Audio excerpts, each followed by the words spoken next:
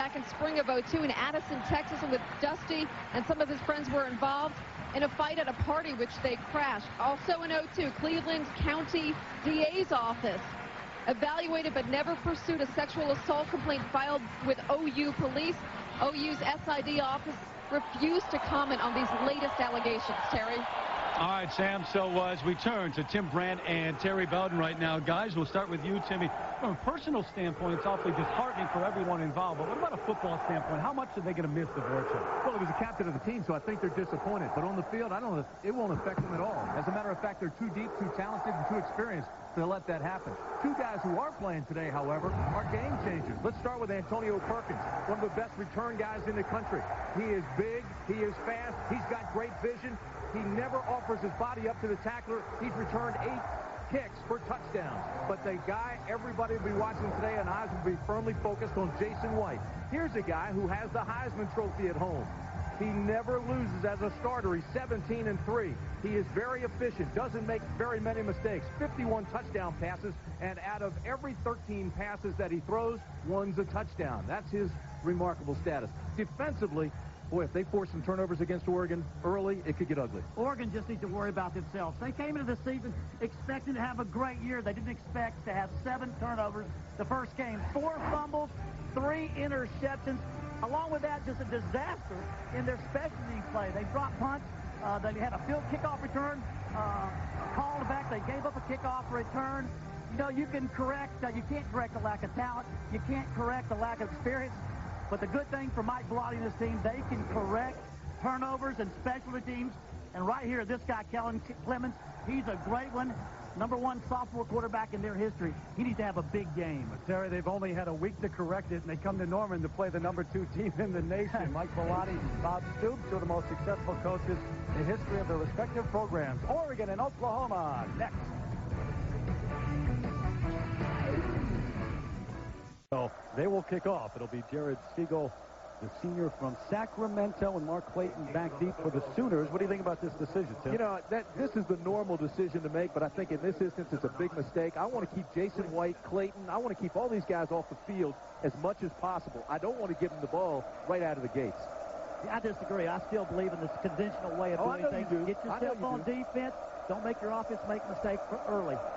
Didn't take long for an argument. Not even underway yet. Here comes Siegel. Underway here in Norman. Clayton from 3 yards deep. Going to bring it back out. Got a seam initially. Closes out at the 32. So Mark Clayton bringing it back 32 yards. And the Oklahoma Sooners about to come on to the field. And they're led by a man who has plenty of experience. He'll introduce himself. Jason White, Tuttle High School, Tuttle, Oklahoma. And Jason White, the winner of the Heisman Trophy, of course. You saw the 71.4% percentage. He comes out the 6th-year senior. Last year, threw for almost 4,000 yards. 3 receivers to the near side, 1 to the far side. Kewan Jones, the lone setback, as Bubba Moses goes in motion on 1st and 10 from the 32. Quick out. There's Clayton with the catch. Close to a first down, backpedals, and now again close to that stick. Jerry Matson, the middle linebacker, the senior grad student from Edmonds, Washington, on the hit. So, along with Jason White, take a look at our Outback Steakhouse starting lineups. And Kewan Jones, a little nicked up in that win over Houston last week. Should be fine this week, though. And Clayton, of course, the big play receiver. He already owns 7 Oklahoma records at this point in his career. The offensive front led by Jamal Brown, making his 31st consecutive start, the senior from Lawton, Oklahoma. Gain of 11 on the last play. Kewan Jones wrapped up in the backfield. Going to lose at least 1, maybe 2. Devin Long, the junior, on the stop behind the line. And Long, part of that defensive front for Oregon. Salomono, Valenzuela, Matt Toyina getting a start. Haloti Nada, who missed all of last year with a knee injury, out with a hamstring, although he should play in this game. Matson, the only linebacker with any real experience. Gibson, Tucker, Nelson, and Finney, the secondary. Obviously, they'll be tested, see if they can keep up with the speed of the wideouts of Oklahoma. Here comes Kewan Jones looking for a hole, nothing doing. Right at the line of scrimmage and sent backward.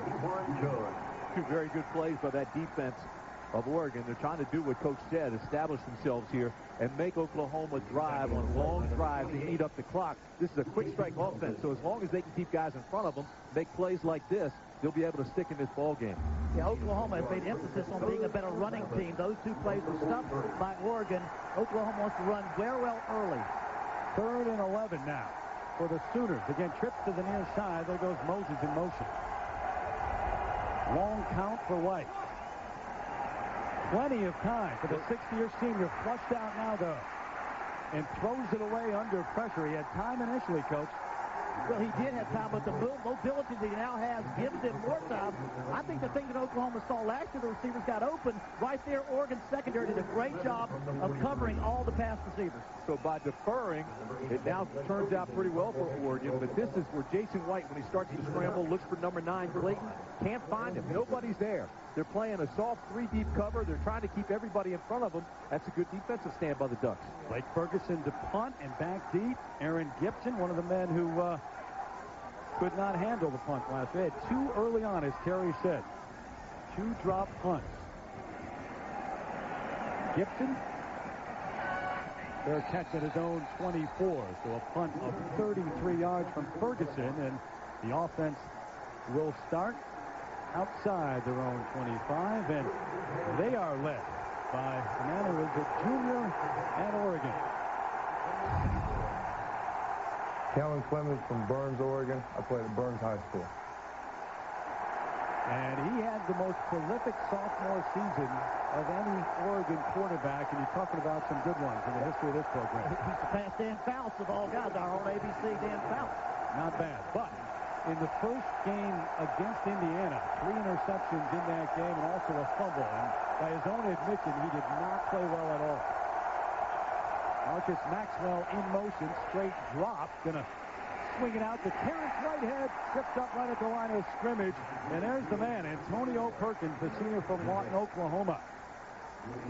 So along with Clemens, check out the rest of our Outback Steakhouse starting lineup. Terrence Whitehead sharing time with Kenny Washington in the backfield. Dante Rosario had 5 catches a week ago. Marcus Maxwell, a big play receiver. Tim Day, the tight end, they'll throw to him a lot today. Adam Snyder leading the way on the offensive line, all Pac-10 first team last season.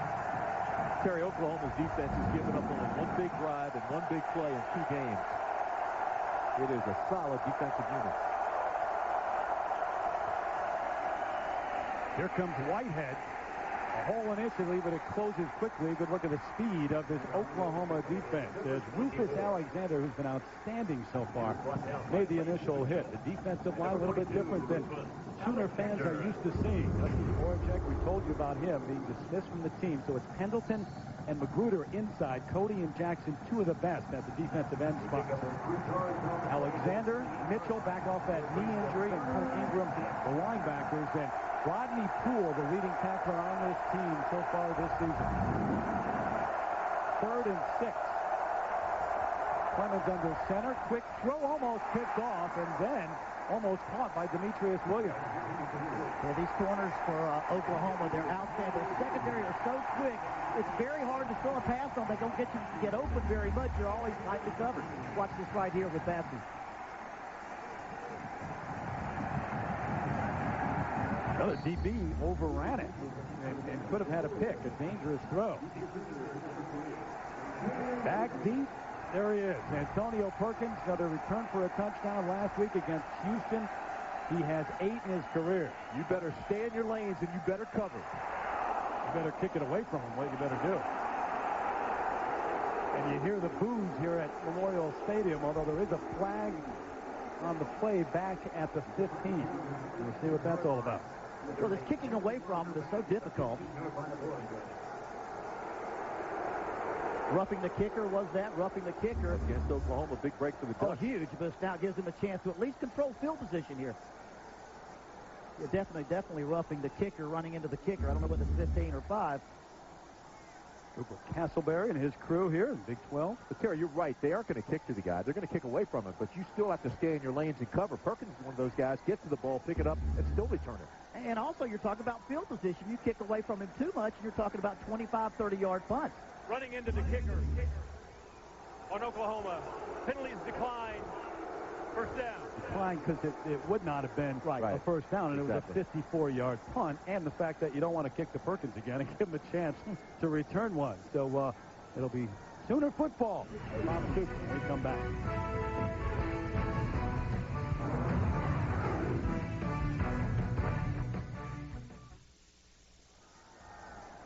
Jason White and the Sooners taking over on offense at their own 18. White in his 6th year and going through 2 ACL surgeries, the right hand, the left foot last year. Even Bob Stoops said, hard to imagine him as a Heisman Trophy winner back when he had the injuries and he was sitting out. Got to give the guy a great deal of credit for what he did. He's also one of the best feel-good stories in all of sports as you look at Bob Stoops. And when he took over the job, the very next day, he was at White's house recruiting him.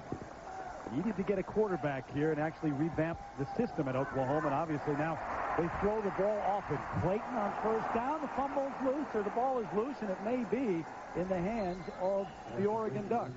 Jones got it back there. It looked like Oklahoma got it back. And you see how quickly Oklahoma's trying to get the ball out into space.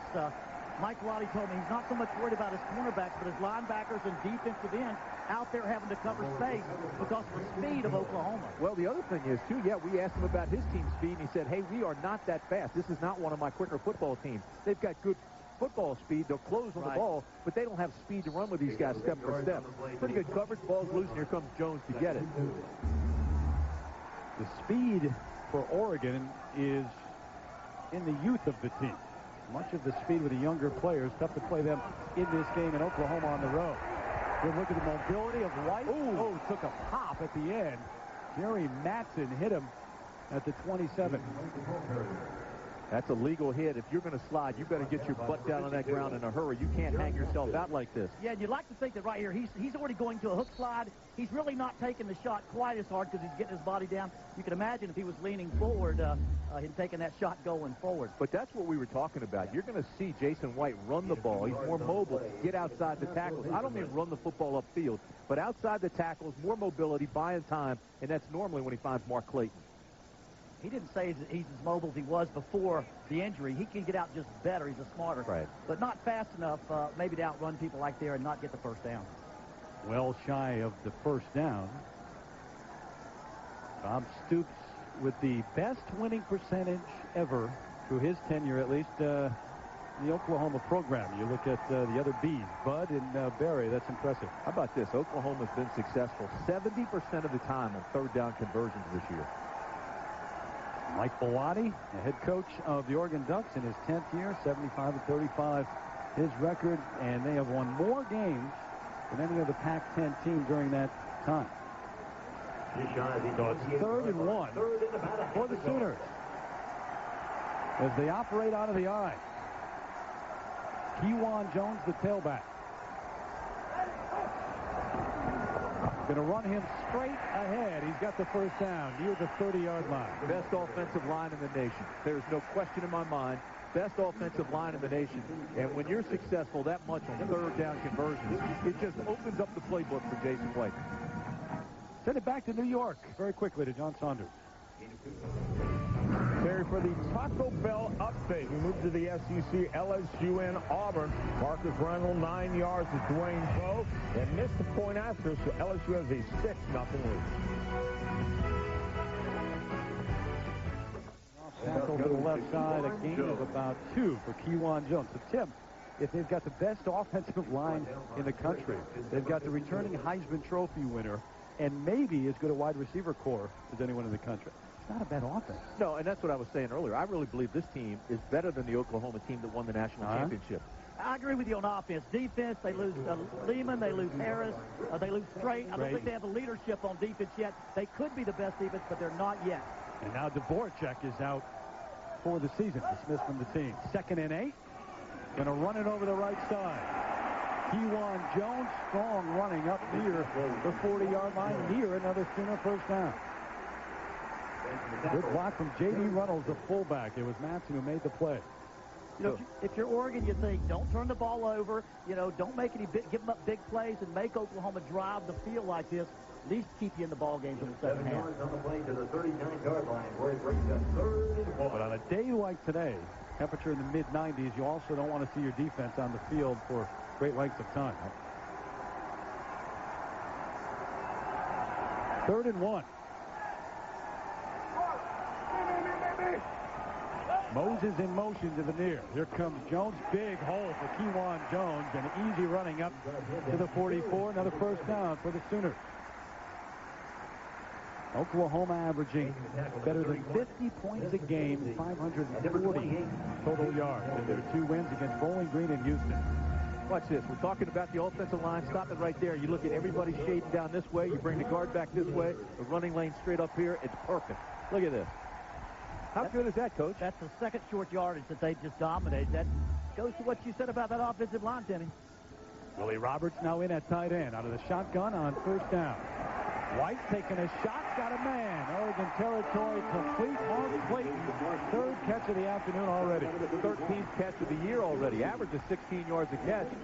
You know, this is a first rounder, and I know, again, Coach, you don't agree with me, but he is projected by so many NFL scouts to be a first rounder next spring. The guy does so many things. Now, he lacks size, but he does so many things, and you put him in the slot where he's got the whole field to work, it's almost impossible to stop him. Well, he's just a guy that made himself by hard work. Hard work is what's taking him over the top. He's a great player. He'll play in the NFL, but I don't think it's just pure natural talent. He does it by hard work. The only doubt is the size. 5'11", 187. The senior is. It's a break here after the gain of 20, and here comes Jones. Bouncing outside. Look at the speed of Kewan Jones. Inside the 30 and down to the 26-yard line. You know, when he watches the tape, he's going to think, why did I cut outside? If I had to cut it back inside and against the grain, it would have been like running downhill. Yeah, and both coaches really are getting what they want. Look at this drive right here. There's what you're talking about. Right there, stick it up south, north-south. Had he gone left there instead of right, I'm telling you, there was a huge hole. He also had, I guess it was Vince Carter out in front of him. Kewan Jones, not the leading rusher on this Oklahoma squad. It's Adrian Peterson, the all-everything freshman from Palestine, Texas. He's in the game right now. Straight drop for White, looking to the end zone. Jones is there, just outside the 6. High into the air goes Brandon Jones for the reception. 1st and goal, Sooners.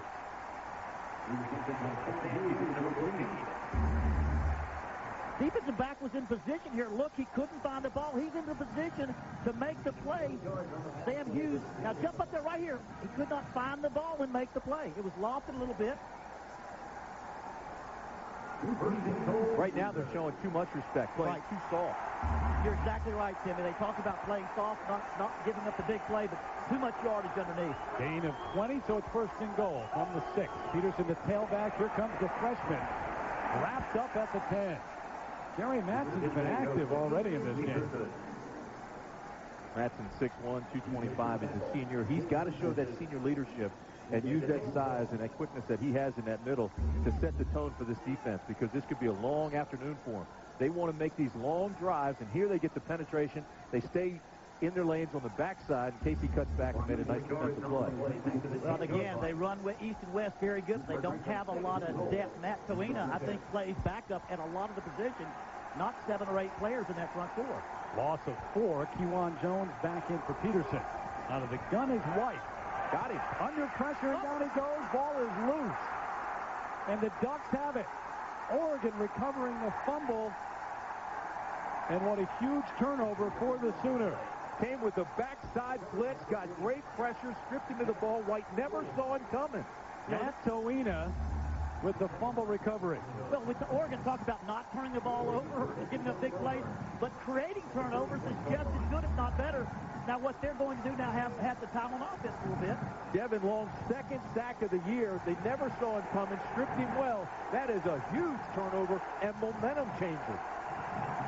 Long with the hit, forcing the fumble. Toina in his first start for the injured Haloti Nada, recovering the fumble. So the Ducks take over 1st and 10 from their own 31. Terrence Whitehead in a backfield with Rosario. Here comes Whitehead. Hit hard across the 30. Then Ingram, Lance Mitchell doubling up on the tackle. Those guys flying around and bouncing around like they hurt you. Coach saying, oh, they aren't that impressive defensively. Fellas, their front 7 is so good, you can't double up on one. You've got to put a hat on all 7 people, and that doesn't allow you to pressure one hole. They're so quick you can't do it. Coach, if you're a back, you see a hole initially, but it closes so quickly. What was there is not there for long. And you don't have anybody on your practice squad that can simulate that. You don't see it, you get on the field. So it's 2nd and 9 as Kellen Clemens, the junior from Burns, Oregon, brings his squad to the line of scrimmage. We go back to the shotgun now. 3 receivers to the far side. The shovel pass, and Whitehead wrapped up right there at the 30. There's the speed. Lance Mitchell. That's the play that Lee Grosscup made famous at Utah. A little shuffle pass. You know, it's a terrific play, but if it's covered well like they did here, you're not going to get anything out of it. Everywhere I've ever coached, it's been called Utah. That's all we call it, right or left Utah. That's it. Shuffle pass. Lance Mitchell showed there he has no lingering effects from his knee injury he had last year, missed the season, just as quick as the year before. Led the team in tackles the year before that. The senior from San Francisco did. So 3rd and 11. Clemens. Hit as he throws. The ball is loose. Incomplete. Incomplete pass. Larry Burdine, the sophomore from Lawton, Oklahoma, got there. They calling out a fumble? He ruled incomplete pass right away. How about that? Larry Burdine kind of skated around the outside like he likes that ice skating. We heard yesterday right there. That's a good call. It was coming forward. It was coming forward. Yeah, the first college football player I've ever heard at the figure skating. Watches you on figure skating. How about that? You're right there in Oklahoma. I'll tell you, he's one of the few 6'5", 255-pound figure skating fans in the world. You, the sole one. Antonio Perkins, there you see the 8 returns for touchdowns. Pushed 3 against UCLA last year, and it's David Dittman, the junior, the transfer from Redding, California, out there for a second punt. Another line drive punt. Perkins trying to come over to return it, but they're going to fool him every time. In field position, that's what we said. You cannot do that every snap without losing incredible field position, but what do? Well, the last one was 54 yards. That's fine, but this one's only 37 yards. Well, the last one hit and rolls. Back to Norman in a moment. Time against Houston.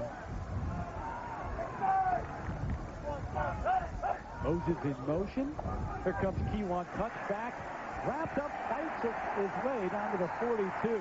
Almost stopped shy of the first down, but fought his way.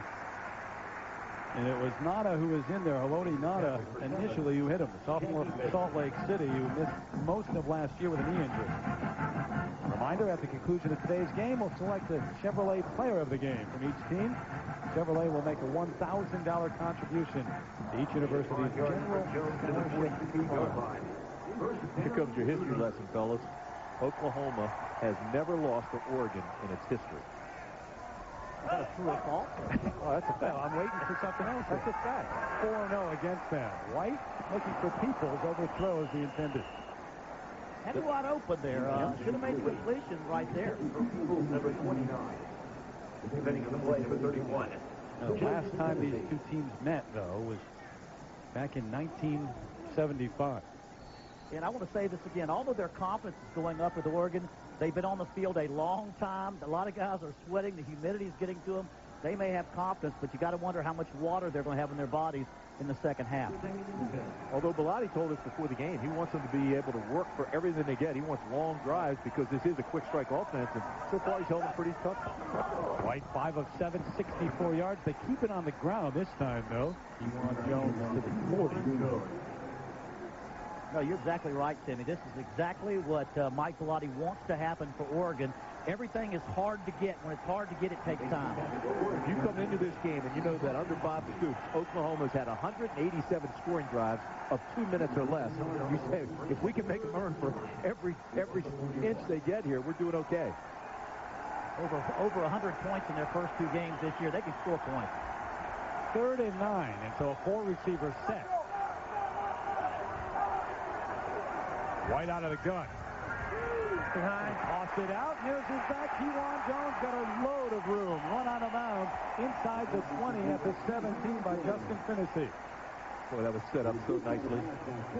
They felt that Oregon was being so aggressive and pressuring upfield that they just said, all right, let them come, and we'll set the screen. Third and long, the defensive line wants to get to the quarterback, see how they pressure, and the linebackers know they've got a pass that needs to be 10 yards deep, but they forgot about the screen.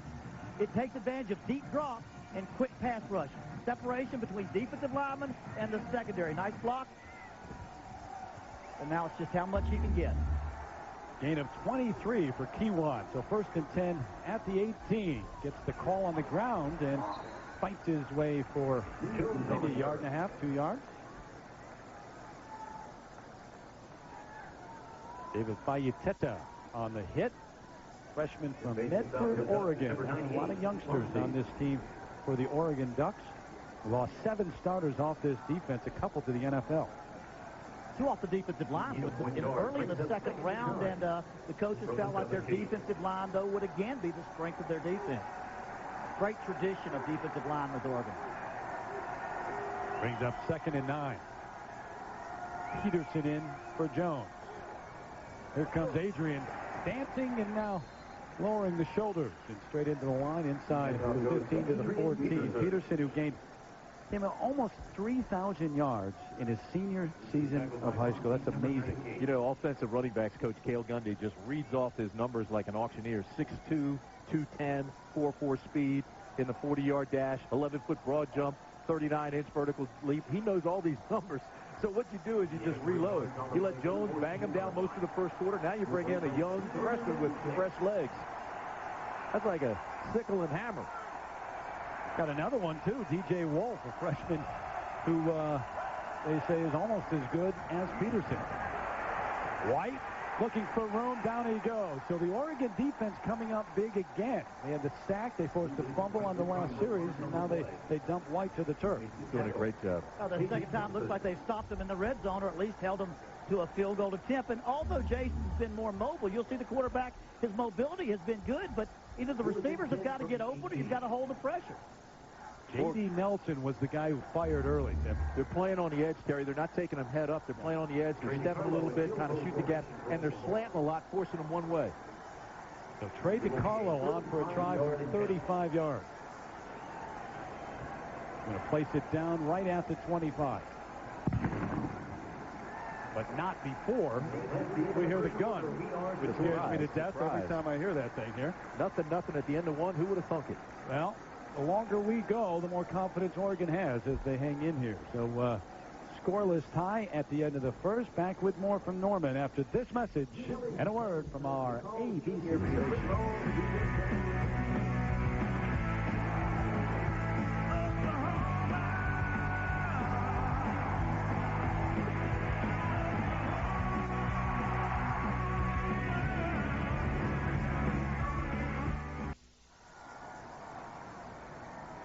Back in Norman for the start of the 2nd quarter, and Trey DiCarlo about to let fly with a 35-yard field goal try. Last week, Oregon at this time in their opener against Indiana, at the end of the first quarter, they were down 20-0.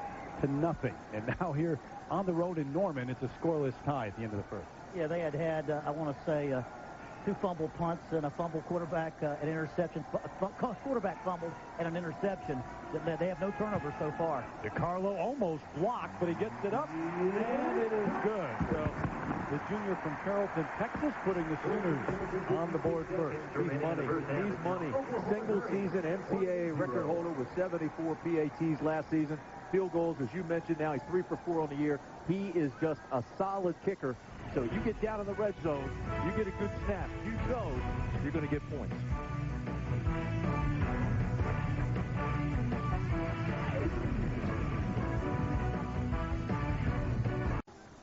On a hot day here in Norman, we welcome you back to the BCS Spotlight game presented by ADT. The Sooners on the board first with the field goal, 35 yards from Trey DiCarlo, and he will now kick off to Ryan Shaw and Kenny Washington back deep for the Ducks, who have to be feeling pretty good about themselves right now here on the road, Terry. Exactly. They had such a poor game to start with last week. We've mentioned already the 7 turnovers, but they're underdogs, so big underdogs. To be close right now is a confidence builder. You saw number 20, Kenny Washington there. He had a 100-yard touchdown return back last week. Pac-12 10 first-team kick returner of the year last year. That's how you beat it. Yeah, yes. That's how you stop it. Neither he nor Ryan Shaw with a chance to return that one from DiCarlo. They bring it out to the 20, and we send it down to Sam Ryan. All right, Terry, you guys were talking about the heat, an issue here today. High 90s in Norman, but look at this on the field, 110 degrees. This is hot. This is something that Coach Mike Bellani, the Oregon Ducks, was concerned about earlier in the week. I spoke to their head trainer. He said they started hydrating the players on Monday. They monitored their weight charts just to make sure nobody was slacking on the fluids. They brought extra IV fluids and electrolyte tablets in case there's a problem, guys. Sam, was only 64 degrees when they left Eugene yesterday. I don't think Sam sweats, you know. I died on the field yesterday. I was soaking wet. She's so cool. You sweat in the cooler. Clements on the run, gonna flip it out. Big hit as Rosario caught it and took the punishment for it, but a guy who certainly is a solid receiver for this Oregon Duck offense. We go back to John in New York. Making the stop for the system. Well, Terry, it's time for Craig James' Pontiac team-changing performance. You think so, big man? Well, Rasheed Marshall gets Chris Henry in the end zone. West Virginia, in the past 4 years, couldn't deal with Maryland. Today, Maryland 5 turnovers. West Virginia took care of. They get the win in overtime after Maryland had got a field goal on their first chance. Johnny got a little heated here in the booth. Come on, fellas. Don't beat up on Maryland. Maryland's got 36 guys with 4 years of eligibility left. They're pups. Can you tell? He's a Maryland grad. Let's go, Mountaineers. Tim Day, the tight end on the catch across the 30 out to the 33. They will utilize Day often in this game. Game of 9. Well, couldn't have been any closer for you two guys. I had to separate you a couple times, though. There's going to be some couches burning in the streets of Morgantown. Hey, that's my home now. Come on. It. I've been there many a time. He's got a big target, Tim Day. You heard McNabb say last week, hey, the guy's 6'4", he's always open. Coming off that foot surgery, and he was questionable coming into the season. Maxwell in motion. They operate out of the I. And they're going to run it over the right side, stumbling ahead of the 35 to the 37. Number 24. And that was Terrence Whitehead, the junior from L.A., Crenshaw High School in Los Angeles. Well, you know, you talk about Oregon's offense preparing for Oklahoma. They didn't look at Bowling Green or Houston. They went back and looked at Kansas State, LSU, two-back offenses that run the football and do the things they do. And that's what they saw. When the players saw those, they saw two teams that also won the football game. Temperature continues to rise. Look at that thing. 2nd and 8 for the Ducks.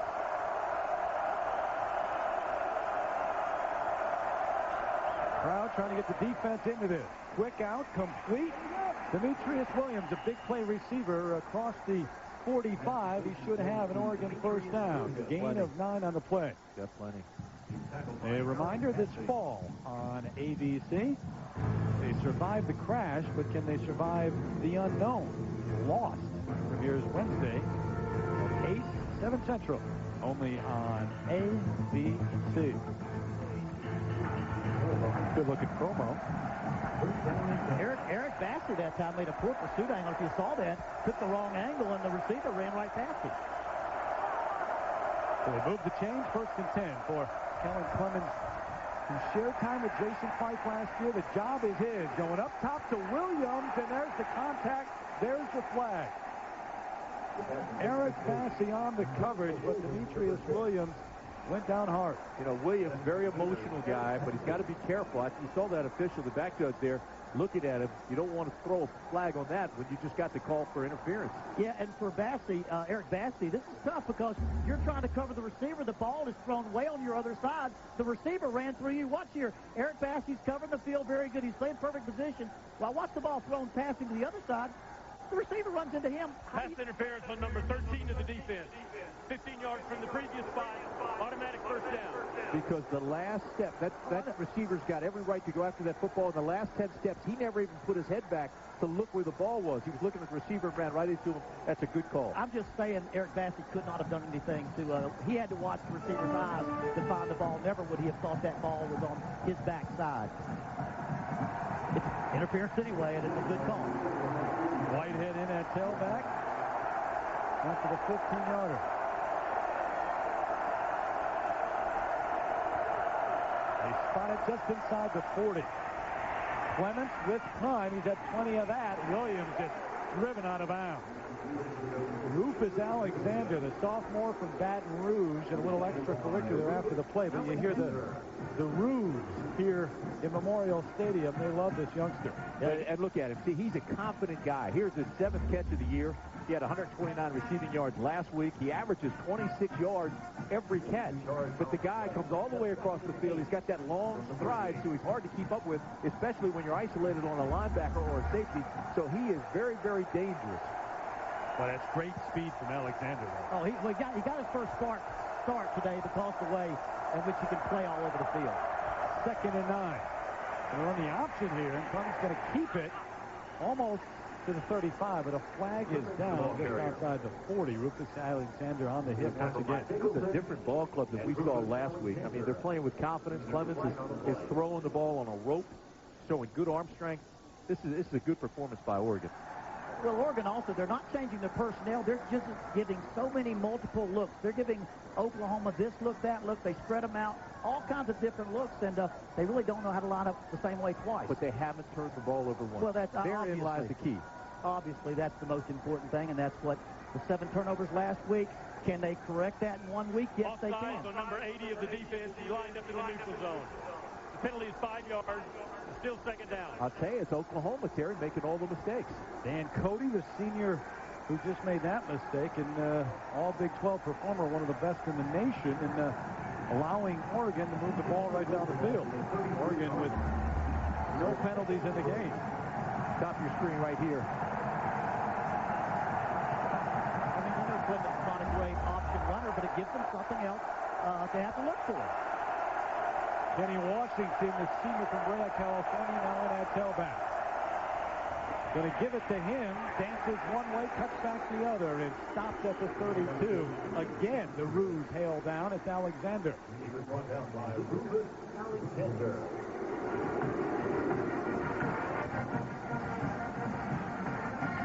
Load them up, boys. Yeah. Come in and just load them up. Look like you're going to go right in between the tackles, and then maybe just slice a dead 9 technique. What do you like on 3rd and 3? I like to get off that. I like Tim Day. I like to fake the play action. That big tight end. The tight end position has always been big with Oregon. Tim Day, number 85. Let's see if he's part of this. They've had some great ones through the year. Quick drop, quick throw, complete.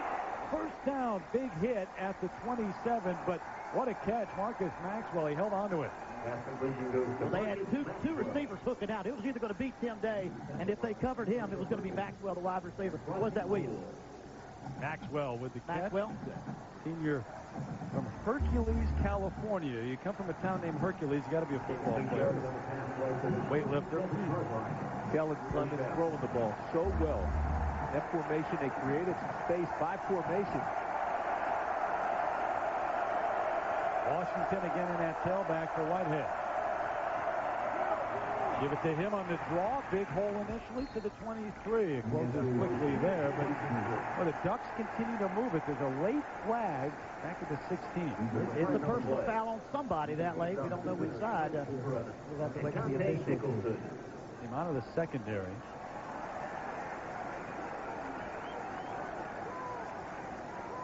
You like the fact that they're naming the numbers this year for the first time in college football? You know, they started doing that halfway through my profession, telling the coaches what number. It was wonderful. I think it allows the fans to who understand the game and want to know what's going on. It allows them to be in the game even more. Yeah. It would have been embarrassing when I was playing. I was the most penalized guy in the ACC. You led the league, did you? Yes, I did. Yeah.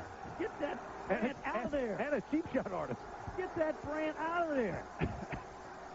No, it's good for the game. It's good for those who watch on TV. Those in the stands get a chance to decide for themselves who broke down, where the play broke down. There was no foul on the play.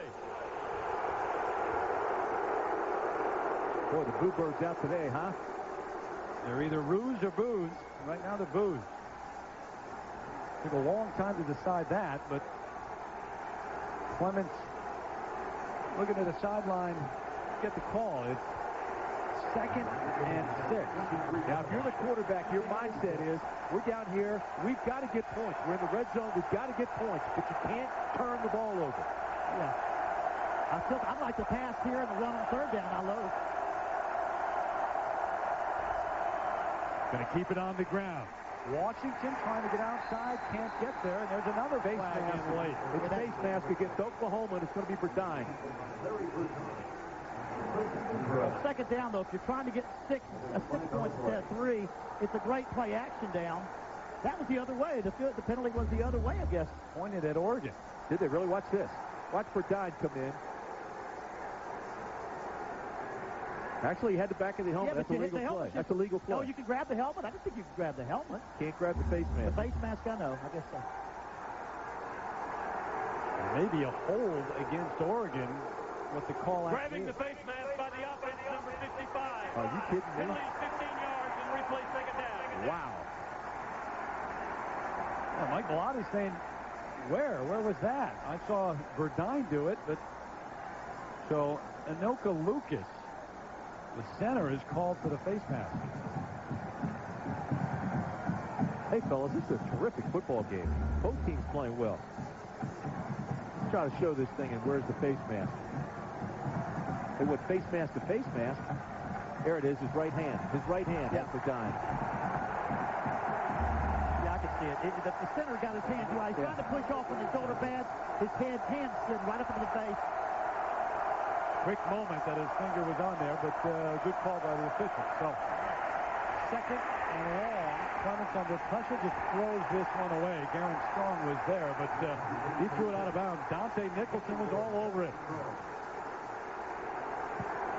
It was a great call. Last week. See what he's saying? He's saying he was still in the pocket. He was still in the pocket. Let's see if he gets out of the tackle box. He can't throw it like that unless he's out of the tackle box. Pretty close. Yeah, but you know what's good about this? Last week he threw interceptions. When it wasn't there, he forced it. Although I thought they called it. Yeah, you know what? The receiver was over there. He had to throw over the defender. Oh, I don't know. Tim Strong was there, but he threw it about 4 rows deep into the stand. Boy, it's close, though. Now you're out of field goal range. Yeah. You got to call that. I think you got to call that because he threw it so high up he wasn't trying to throw near his receiver. Intentional grounding on the offense. There was no receiver in the area, and the passer was still in the pocket. It's a loss of down, third down. Bob Stoops made that call. You think? You saw it. Right away, you could read his lips. We had a great picture of it. And there was a receiver over on the sideline. Maybe not in the third row. Yeah, I was going to say, if you throw it 40 yards over his head, I'm not sure that's in the area. And Belotti's right. He's yelling at him saying that was a late flag, and you let Stoops call it. Here's the receiver right here. He's near the tackle box. Here comes the pass over here. I think Mike Belotti's got it. He's got a good reason to be upset. Yeah, there was a receiver there. Garen Strong was there, but it's going to bring up 3rd and 32. Remember, the Ducks were knocking on the door just a few moments ago.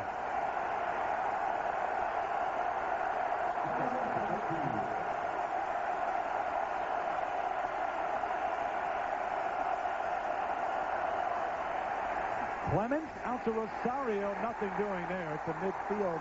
That's it. That's chum to a shark right there. I mean, these guys, they can smell it. They've got him backed up. They know the screen's coming, and they attacked it. You know, all week long, third long situations, every good deep in the country, they rep the screen. We saw where Oklahoma hit the screen on 3rd and 10 and went for a long game. That's just everybody's playbook. Look for the screen on 3rd and long. Well, you think Carl Pendleton can't run for a guy that's 277? Wow. There were 8 crimson and cream jerseys around Rosario that time, and Perkins can't wait to get his hands on this one. Hasn't been able to touch one yet. David Dittman to punt it away. He's going to get a chance. Got a chance to bring this one back. Perkins slammed to the ground, though, at the 26. What a hit. Justin Andrews. He was tackled Only a 27-yard punt, but he wasn't going anywhere. They were making sure of that. Great coverage, but the bottom line is right there. He was out of the pocket.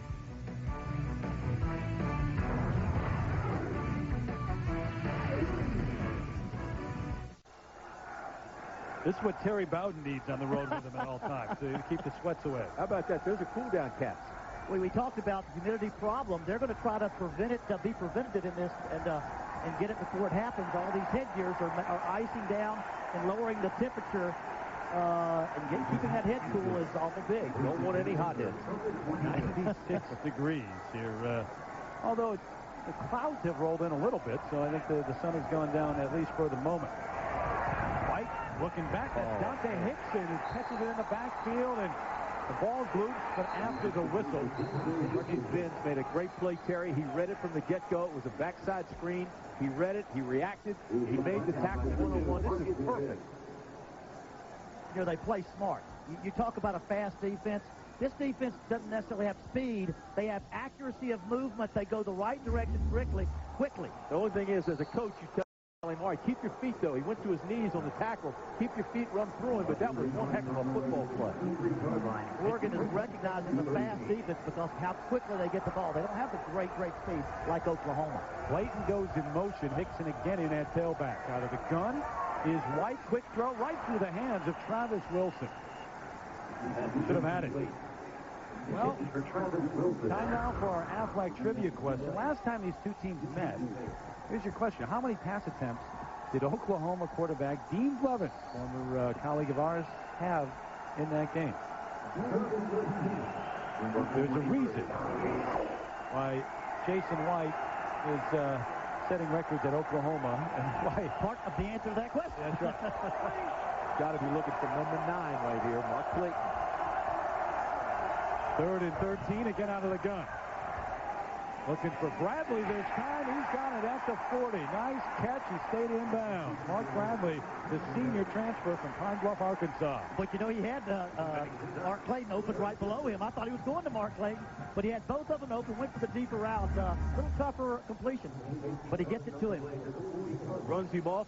It's a good play here by the DB, though. Stayed with him. That's a great throw and a great catch because the coverage was perfect by Gibson. Well, they blitzed the secondary and did not get to the quarterback on time. When you do that, you're going to get somebody open. Gain of 17. He wasn't open by much. No, number 8 and 9 was.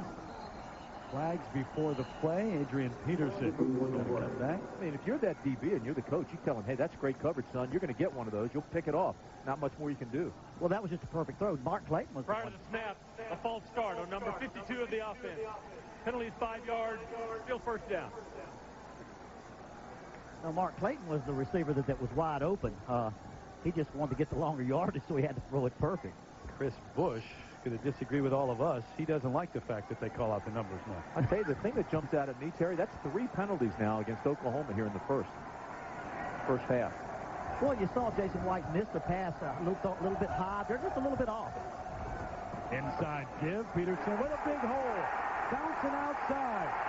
Cross the 40, run out of bounds. Inside the 35, the freshman Adrian Peterson. Gain of 32 and a key block from Jamal Brown to spring him. The key for Oregon is that they haven't given up big plays. The reason it's only 3-0. Oklahoma has had no plays over 25 yards until now. The freshman Adrian Peterson. Here's his read. These guys cheat up at the line. Watch. Just before the snap, they'll all come up on the line of scrimmage. Watch this. Here they come.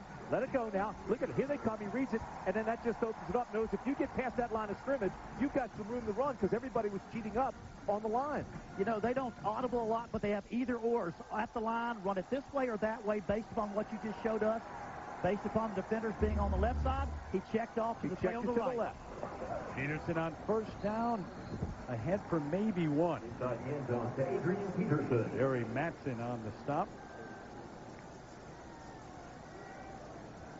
Making a tackle, number 37. Grad student from Edmonds, Washington. Already has his degree in business.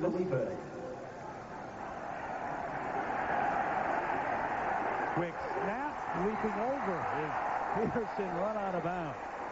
Well, here's a guy who's 6'2", 210, a true freshman who comes in along with DJ Wolf, another true freshman, with Kewan Jones ahead of both of them as there is a flag down on the far side of the field.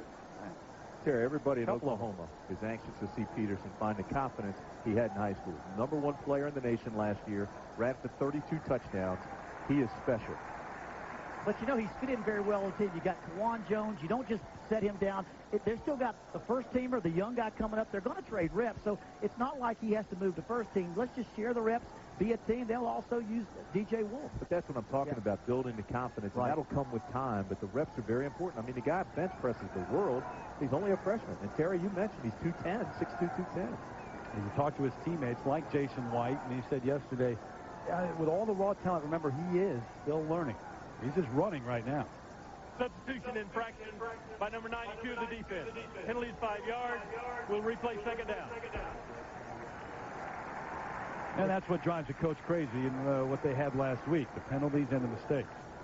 But they've limited those for the most part here in the first half. Sometimes, though, Terry, that's the coach. He makes a call late, and the guy tries to get off the field and he gets caught. By all means, it's the coach in that situation. See, that's where they ought to call the coach's name on the penalty. Hold it now. Let's not go that far. 2nd and 4. Willie Roberts in motion. Give it inside. Peterson still on his feet. Inside the 20 to the 19. We saw the speed a moment ago. Now we see the leg drive. Now, if I say to you, watch number 28 run, but think of Marcus Dupree. I mean, there's a big similarity. Yeah, you can go there. And I did too. I felt the same way thinking about Marcus Dupree back in my time in the day. He reminds me so much of Marcus Dupree. But a freshman can play earlier at running back because so much of that is instinctive. You can't coach this stuff here. That's instinctive. The maturity comes in just handling the pressure of playing in front of all these people on national TV. Gain of 7. 1st and 10. White looking to the air. Keeples almost picked off. And another good play from Marcus Binns. Intended for Will Peebles. Don't forget, coming up on the Valvoline Halftime Show, John Craig and former Notre Dame All-American Aaron Taylor will have highlights and analysis and pick the mid-major they think has the best shot at a BCS berth. The Valvoline Halftime Show coming up 7:25 left until half. Binns. The numbers for his career, but that doesn't tell the entire story. Plays like what we just saw. Nowhere to go for Hickson. Wrapped up behind the line. Devin Long. Long's playing a great game. He really is. He's coming off the edge. He's stemming. He's making plays. He's getting into gaps. He's already got a sack. He stripped him with a football. This time he comes across and makes a tackle for a loss. Just look at it here at the bottom of your screen. Splits the blockers, and by splitting the blockers, uses that quickness to make the tackle for a loss. He was all conference last year. They were expecting big things out of him. And like we said, 2 players went early in the 2nd round last year off the defensive line into the NFL, but they expect that to be the strength of line of their team here. Now, this is a critical play before the half for Oregon. They've been terrific today and throughout the season on 3rd down. See if they can pick this one up. Long pressures White, but complete over the middle inside the 10, all the way down inside the 5. Mark Clayton with another big 3rd down catch. Every one of his catches last week was on 3rd down. And he caught the ball with 2 yards left to go to get the 1st down. They did not throw it for the 1st down. What they like Clayton, look at number 9 here. He steps down a couple of yards short of the 1st down, but he uses his effort, his running ability, his drive to make that 1st down. Well, first of all, you say you put Clayton in the slot. You make him the inside receiver. He's got the entire field to work. When they sit in a zone like that, he just finds the open area and sit down. And he's working against linebackers and defensive ends, not cornerbacks, and that's what Oklahoma wants to do. 1st and goal from the 4. White sends Wilson in motion. Peterson, the backfield, throw to the end zone, touchdown. That's the big tight end, Bubba Moses.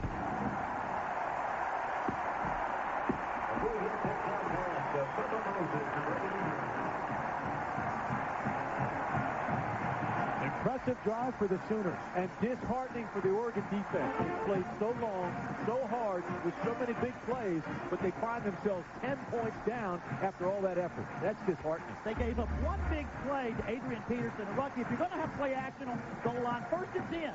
On 1st down is where you want to throw play action because the defense assumes you're going to run the football on 1st down. Great time to throw play action. J.D. Nelson had the tight end, lost him, never covered him. Moses was wide open. But it was the big play that changed things. It changed that drive from a long drive to a short drive. Clayton with the big 3rd down catch. James Bubba Moses with the touchdown. DeCarlo on for the extra point. Trey DeCarlo making it 10-0 Oklahoma. You can talk moral victory all you want for Oregon, but you come in 0-1 and you play as well as they have in the 1st half. They have to be down at this point. It's 10-0 Sooners.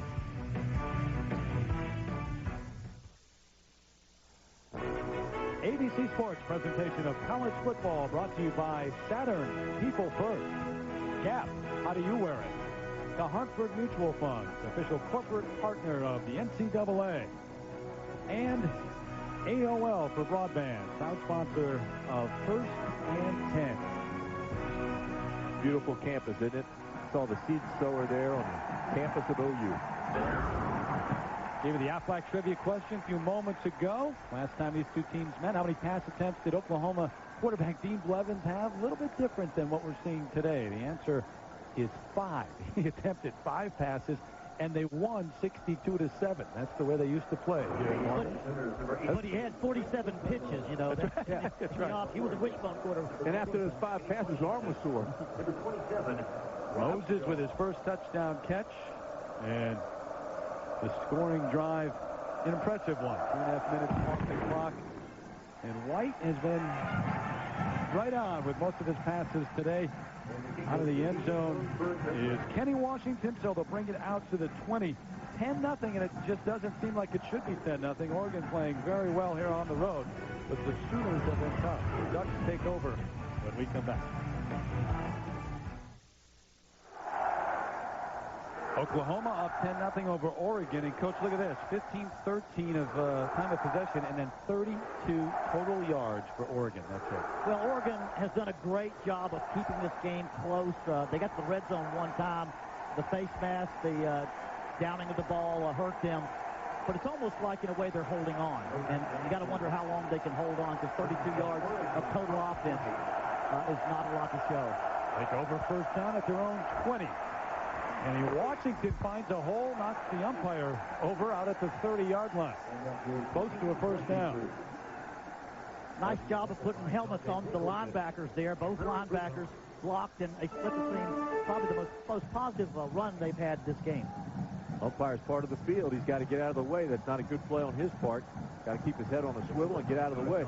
You know, keep in mind, Oregon was down in the red zone and came away with no points. You see, that umpire's got to get out of there. He just got caught in the wrong place. Can't do that. Call it a gain of 9, so it's 2nd and 1. Kellen Clemens going to throw on 2nd and 1. Why not take a shot? He's got his man across the 40 to the 42. It's Tim Day, that big tight end, the junior from Las Vegas.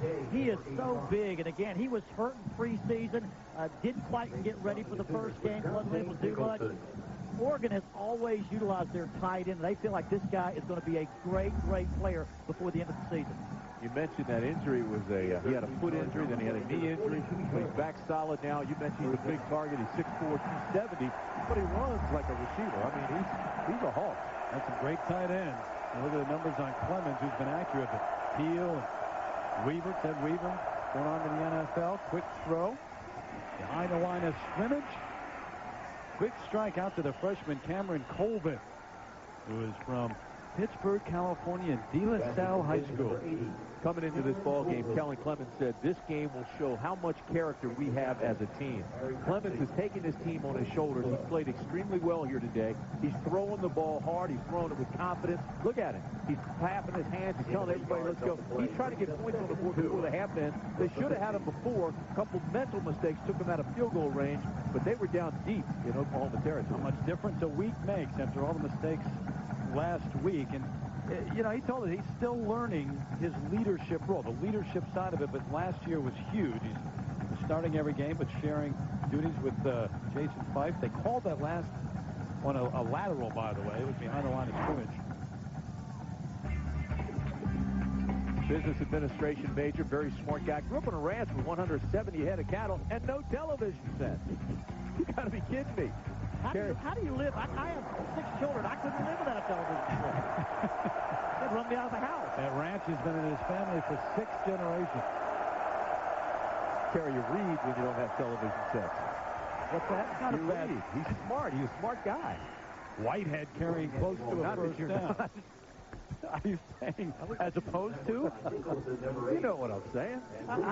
We watch History Channel, okay? we study the TV. Looney Tunes. Looney Tunes. You better say you watch ABC. ABC all the time. There you go. That's right. We watch ABC News all the time and get our news. Just an average of 2 yards per carry for Whitehead so far here today. They measure, and it is a Duck first down. So you got 3:56 left until half, and again they move the chain. It's a very, very good drive he's got going here. He's just got to manage the clock, manage what takes place. No turnovers, no penalties. And you don't have to hurry here. You want to use all of that 4 minutes, 3:56. And they had a great drive last time. Like you said, got into the red zone, a good long drive. They're continuing to do that right now. Need to get points there. They had 32 total yards to start this drive. They've got 32 yards in this drive. So 64 overall. Clemens, the straight drop. Under pressure, the ball is loose. Did the Ducks get it? They're still scrambling for it. I'm thinking Oklahoma got that ball there now. The Sooners got it. How can the line judge, the lineman, make that call from where he was? Clint Ingram came flying. And Mike Malati may see turnovers in his sleep again, in his nightmares tonight after what happened last week with the 7 turnovers, and now they start to move the ball, and here's another one. Well, Clemens never saw him. He's looking downfield. He's going through his progression. Now here comes the pressure. Boom. Got him high. Ball's loose. Not much a quarterback can do in that situation. He's already ready to throw the ball. He's focused on his receiver. He's already getting ready to throw. The arm hasn't gone back yet.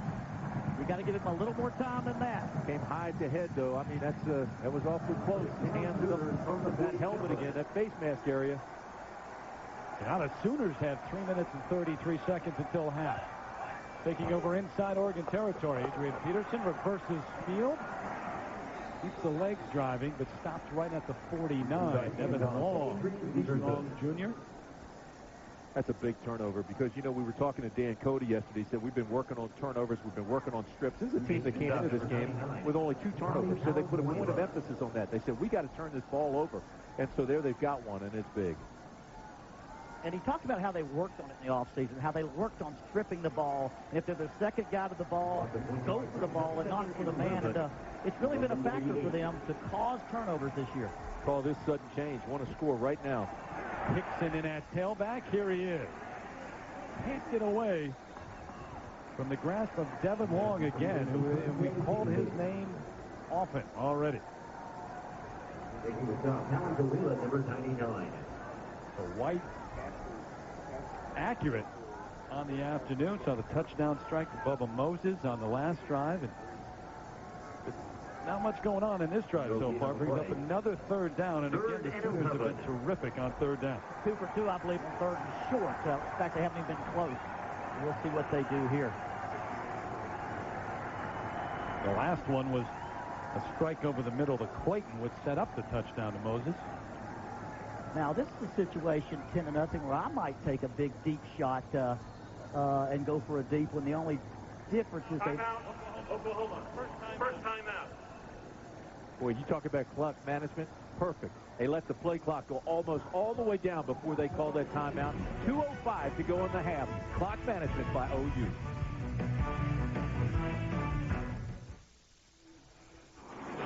Take a look at the Pacific Life game summary. This game's closer than it looks on the scoreboard, but this play was huge. White, he goes to Clayton. They're down in the red zone. White gets him back up to the line of scrimmage, finds his tight end. The safety missed him. Tight end slides back into the end zone, and touchdown, Jason White. And it's 10-0 Oklahoma.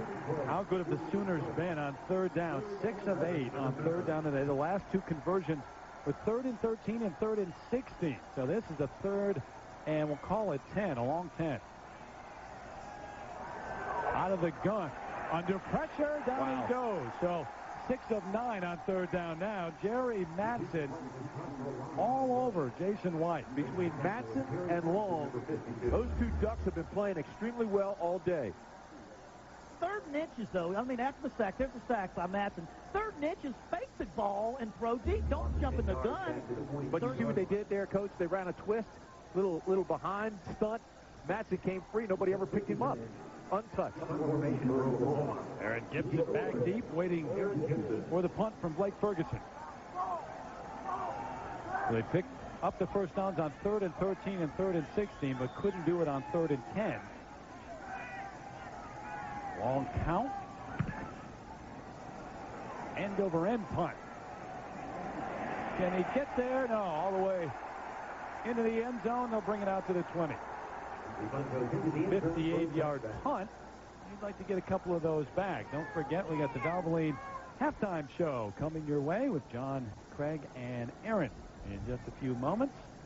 We'll take a look at who they think the mid-major will be that has the best shot at a BCS berth. John handling the ball awfully well for a big guy. How about this big guy handling the ball? At the Heisman post? That's all right. We're thrilled to have Terry out of the studio. Made the traveling squad. We got him with him up here in the booth. I'm back in the middle, folks. Love it. Out to the real world. To the X and O place. We got to call it like it is. Ducks, X and O this. How do you get points on the board for the Ducks? Yeah, got a minute 9 now. They take over first and 10 at the 20. Rosario, the lone setback. Clements throws it out, complete, out of bounds, and there's Marcus Maxwell, the catch.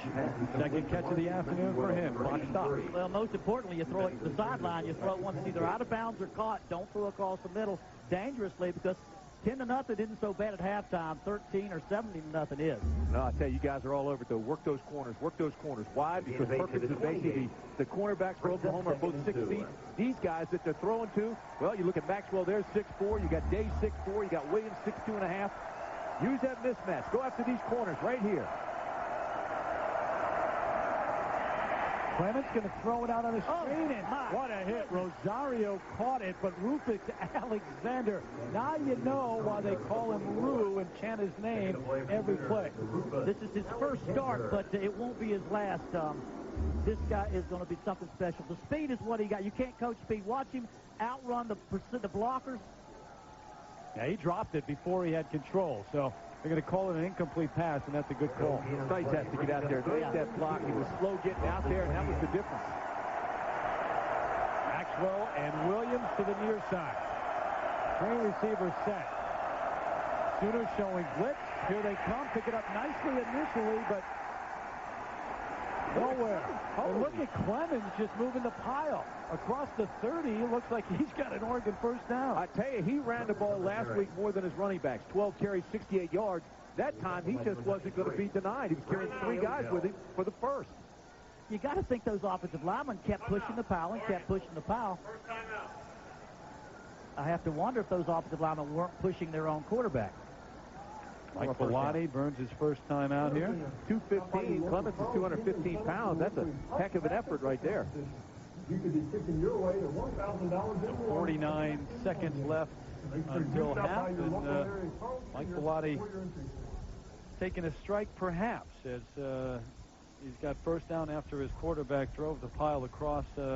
Terry Gannon back with Terry Bowden and Tim Brandt. You got to be careful here, though. I know you want to get a strike before the half, but again, stand up, coach. You don't want Neil. You don't want it to go the other way, as you said. That's exactly right. You can't make a mistake here. And of course, they were in the red zone before, and they made that mistake. You've got a great effort by Clements here. Now you want to capitalize it. You've got to get at least 3 points out of this. You might take one deep shot. One deep shot. If you get it, go for it. If not, let's get the clock run out and get 10 points down. Well, Kellen Clements going to lead his troops back out. He talked to us yesterday about what a thrill it would be to step on this field to play a game. Hey, Timmy, you know, I've coached on those sidelines next to 6'5" guys. 5'9" guy like you guy does not bother me at all. I'm over 6, bro. Oh, get out of 5'9.5". I'm towering over the both of you. Get a little attitude here. Sooners showing blitz again. Here they come. Clements gets it off. No one out there, though. The closest man was Garen Strong. Still got 45 seconds left. You got plenty of time. Well, what's happening now is you're going to have to look at possibly not running the clock out and having to face punt rush and punt return by maybe the greatest punt returner of all time, right, Antonio Perkins. All right, well, let's talk about this, Coach. You've got 45 seconds left. You've got 2 timeouts left. You can move the chains and stop the clock. What are you trying to do here? But don't answer him right away now. You know, I mean, take your time to think. I would run the clock out. I know you probably thought he was going to pass out there. I would run the clock out right there. Clements with a move outside, cuts back now, ducks his head out at the 37. Fortunate to get out of there. They burned the timeout here. Yeah, they got to take it here. Oregon, second timeout. Lance Mitchell has blitzed every time throughout this series. He's been coming after Clements. I mentioned it a moment ago. We talked to the junior from Burns, Oregon, about playing on the road in such a storied place as Memorial Stadium, and here's what he said. The first thing that I felt was how close the stands are to the field. I mean, they are right on top of you. I thought they were close in Austin. They are right on top of you right here. There's an atmosphere at a storied program like this, and you can feel it when you walk down the ramp and step onto the turf. It's an honor to be here, but it's also, you know, an opportunity. I was talking about yesterday the walkthrough. It's a little different when you actually have 82,000 in the stadium, too. It's so steep. The stands go straight up. I think that's what you see also. This upper level goes straight up, and it feels like it's up in the clouds, and that's a little different in Austin Stadium. Tell you what, he's just an intelligent young lad, isn't he? I mean, you sit down and you talk with him. He's so impressive the way he speaks. He's so mature the way he handles himself. But he's up against it here. He's got third down. He's got to get a first. He's got 36 seconds, so he's got to move the ball downfield. And I think now almost you have to pass it now because they'll call timeout, so you've got to try to get a first down now because there's left so much time on the clock. 3rd and 4 for the Ducks. Swings it out to his back, Kenny Washington. Fighting his way, not going to get there, though. Tripped up at the 40, shy of the first down by Eric Bassey. And now the Sooners will call the timeout, Coach. Yeah, and you had to wonder, do you go for the block or do you set up the return? I think with Perkins, you don't have to set the return. You go block it, he'll make the play anyway. He makes the punt return whether you set up a block or not. He's only had a chance to try to return one, and they swarmed under him. It was a line drive short punt that he ran up the field and the defender right in his face. So that's been it. Monday night, showdown between two of the most potent offenses in the NFL. Culpepper Moss and the Vikings head to Philly to take on the Cam Owens and the Eagles. Should be a shootout there. Monday Night Football at 9 Eastern, 6 Pacific. Right here on ABC, the Vikes and the Eagles. How about T.O.'s debut in Philadelphia? 3 touchdown catches. Not a bad job, I'll tell you. That guy, as long as you don't have the off-the-field problems with the personality, there's nobody in NFL that can make the plays that he does. Randy Moss, of course. The Vikings, Terrell Owens, looking across the sidelines at each other. Not on the field at the same time, of course, but it should be a great matchup of offenses. Now, if you were ever going to punt the ball out of bounds with 22 seconds left, you're going to punt the ball out of bounds if you got any sense at all, because it'll leave less than 20 seconds left, and they've got to go a long way. So whatever you do, do not punt the ball to Antonio Perkins. The punting team was not on the field, and so here they go. And Oklahoma now, this is what they're trying to do. They got to take a timeout. They've got to take a timeout. Now they've got none left. Excellent call. Now, so Mike they had to take a timeout. They've had too many guys on the team. You're right. Now it's nothing with 21 seconds left. Now last year, your son played for UCLA, and I think they had an experience with Antonio Perkins about punting to them. Well, he was a safety for UCLA, and they held him defensively just like Oregon was doing, but they gave up some big plays. Now, here's the first one. This is Perkins against UCLA, and they're saying, oh, wait a minute. You know, what kind of return is this? The second one, they didn't even have a punt return on, and they just took it down the sideline. 3 in one game. It turned the whole thing. Why would they punt to that guy? Are you kidding me? Why are they punting to him? Everybody in the world saying, don't punt to that guy. And you had to bring that up. His kid on the UCLA team, and then you got to bring that up. You know, every coach has gone through that. He's listening. He just broke his heart. Carl Durrell has been through that. We all have. You'll never do it again. But you don't face many people like Antonio Perkins, I promise you. Guys, you got to credit Mike Bellotti here for this last move. Kevin, he didn't mean to hurt your feelings, son. Yes, you don't know him, Kevin. Yes, he did. Kevin wasn't covering, was he? Yes. Oops. Oops, I did it again. So Oklahoma had to burn a timeout to get the right personnel on the field. I tell you, they're still having problems getting personnel in and out. Yeah. You know what they're worried about here? They're worried about the fake punt. Something crazy, yeah. Exactly. It's a 4th and a half a yard. Well, look at this. There is no punter, and it's Clemens who will bring the team up. He's under center on 4th and 1. Yeah, they're just going to wait and then go off. Play clock at 9. Doesn't matter. Counting. Play clock doesn't matter really if they get the right. Might not even try to get this one off, and they do try it, but they're going to blow it dead. So delay of game, all it's going to cost them is 5, and they're still going to punt.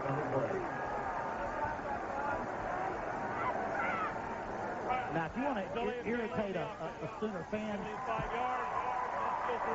Now, don't worry about irritating fans. He's already gotten the clock down to 22 seconds. He's got them running on and off the field. He's got them looking for all kinds of crazy things. Yeah, but guys, what a stage this would be if they actually now punt it to Perkins. He's able to return it. If they punt it to him now, shame on him. kick it out of bounds. David Dittman. If I'm Bellotti down there, I'm yelling one more time. Kick it out of bounds. They got Too many guys on the field. They got about 20 crimson and cream jerseys on the field right now. They punted away from Perkins and roll dead inside the 20 at the 18, but clock stops with 13 seconds, Terry, but Oklahoma now with too many guys on the field. That's an automatic first down. It is. Anticipation, automatic first down, and it's going to be a substitution signal there. Finish of the half. And if you're Oregon, you can even take the Hail Mary into the end zone if you want to. But think about this from this aspect, how one player can entirely change the game. Antonio Perkins dictated that whole series of events. Receiving team, the penalty is refused, and it's first down. They're going to get themselves out of the half. That's all they want to do right now, get themselves out of the half. That's all Bellotti wanted to do. You're right, and that is a great time. So you're right, it could have been anybody back there. He did a marvelous job of getting out of the half. So would the penalty have given him a first down? And would it have been an automatic first down? It would not have been. It was more than 10. It would have been had they not had a delay. Yeah. Because I would like to have taken one more shot there. It would not have cost you anything. And who knows what happens. Boy, Mike Bellotti's working today. I mean, he's working hard. Going to take a knee here on what will be the final play of the first half. The final play of the first half of the score. The final seconds going off the clock here in Oklahoma with the 10-0 lead at the half. But Mike Bellotti, after what happened last week, remember they were down 20-0 to Indiana at home in the opener. And he's got to feel encouraged about how they've hung in and played here on the road in Norman. If you're Oklahoma, though, and Bob Stoops, you still have the 10-point lead. Going to send it down to Sam Ryan right now. All right, thanks a lot, Terry and Coach Bellotti. Midway through the second quarter, a tremendous opportunity, late flag, intentional grounding. Your thoughts on what transpired there? Well, it wasn't even a late flag. There was no flag at all for the entire play. That was called by their sideline over there, unfortunately. But we got to not shut ourselves on the foot. We're playing great defense. We've got to make some first downs offensively, keep our defense off the field, and take advantage. Twice we were in field position to kick a field goal or go for a score, and then took ourselves out of it with our own mistakes. So, again, I'm proud of the way the kids are playing, but we got to convert. Still very much in this one. The punt team kept coming in and out. What was going on there? Well, we're just playing with them a little bit. I mean, we're using the rules. We didn't want them to try to block it. We should have probably got the first down and kept going, but it's just, trying to keep them off guard. All right, playing with their heads. Thanks a lot, Coach. Yeah, little chess game, and we talked about it. Brilliant. Exactly what he was trying to do. Brilliant. And he was fast to say it was Coach Stoops that made that call on the penalty. 10-0 Sooners at the half. ABC Sports presentation of college football returning after this message and a word from our ABC station.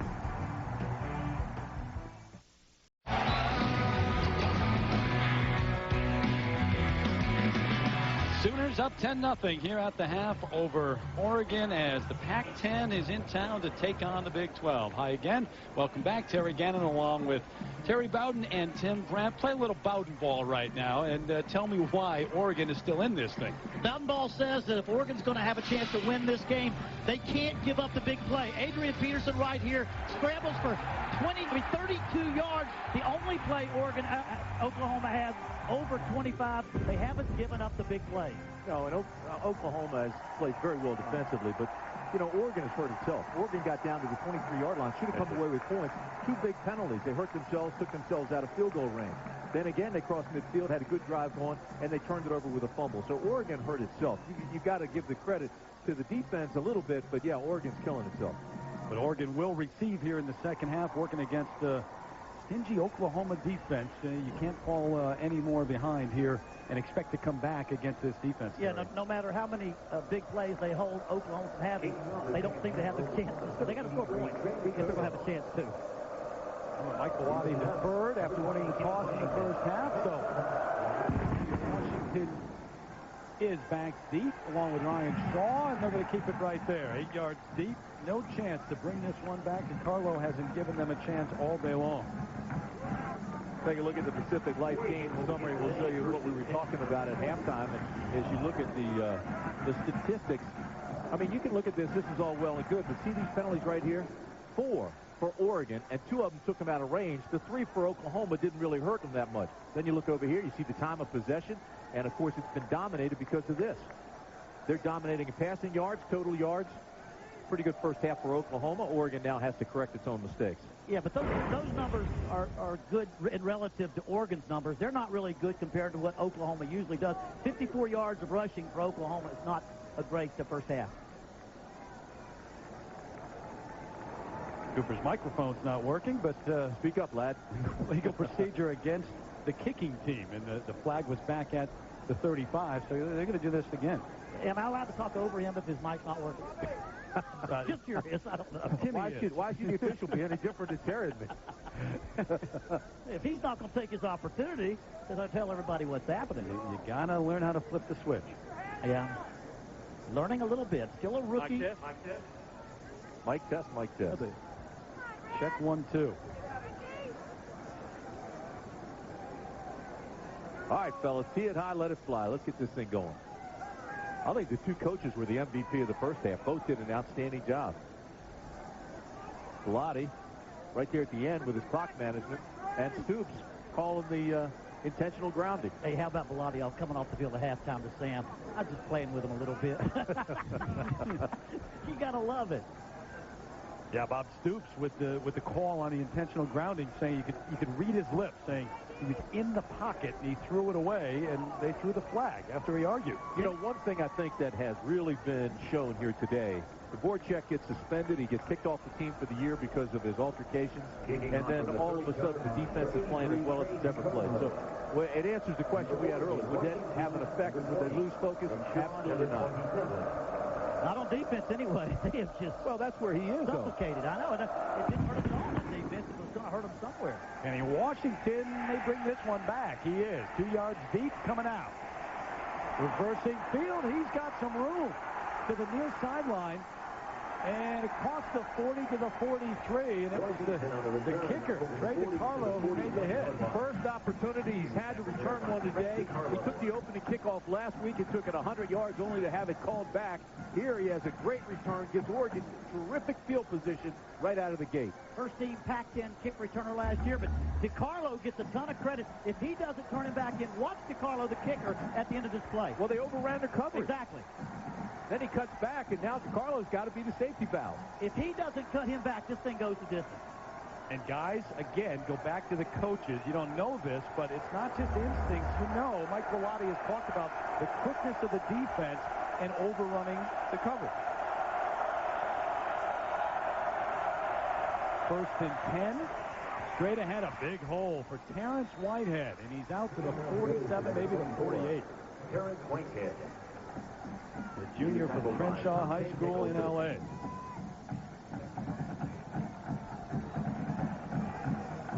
Good gain on 1st down for the Ducks. Here are the numbers on Whitehead. Less than 3 yards a carry there. Brings up 2nd and 3 from the 48. So 2nd and 3. Tim Day, the tight end, comes to the near side. Offset the backs. Rosario is back there, and here's Whitehead again.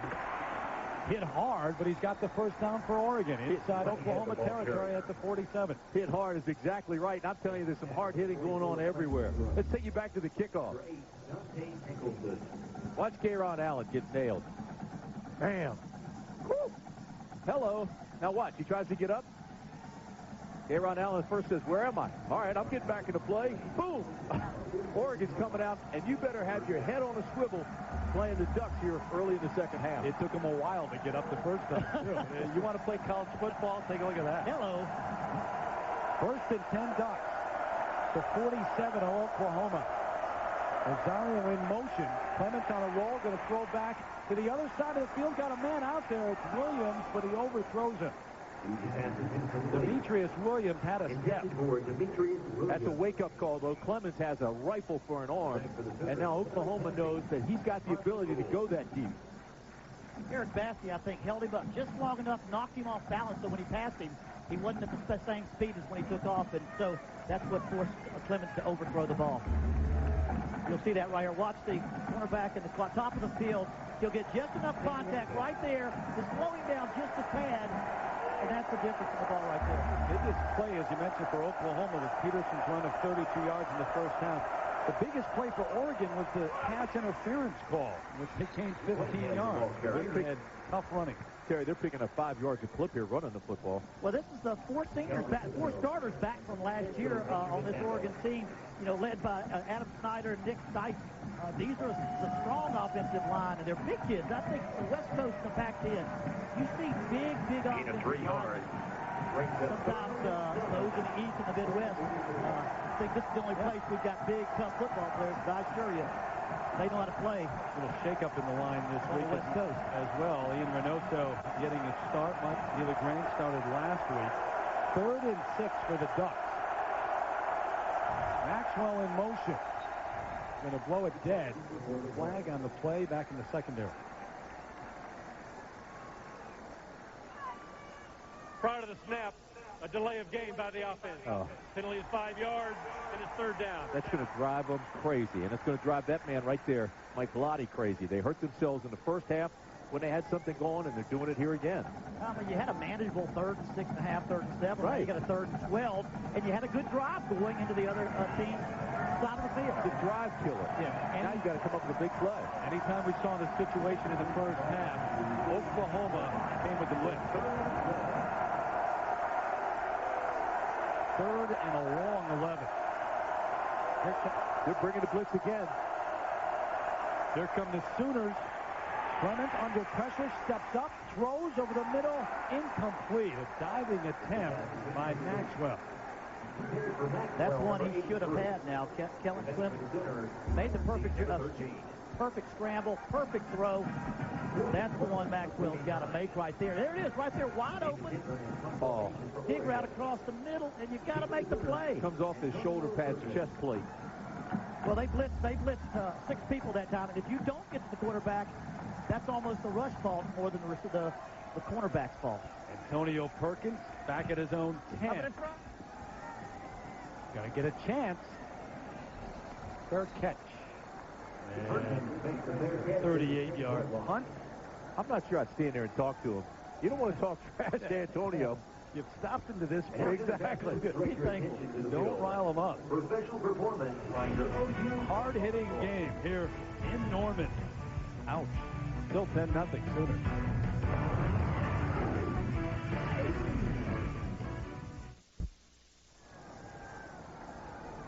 We welcome you back to the BCS Spotlight Game presented by ADT. 12:20 left here in the 3rd in Norman, and the Sooners up 10-0. Terry Gannon, Terry Bowden, Tim Brandt, and Sam Ryan. Now, Oregon has hung in there.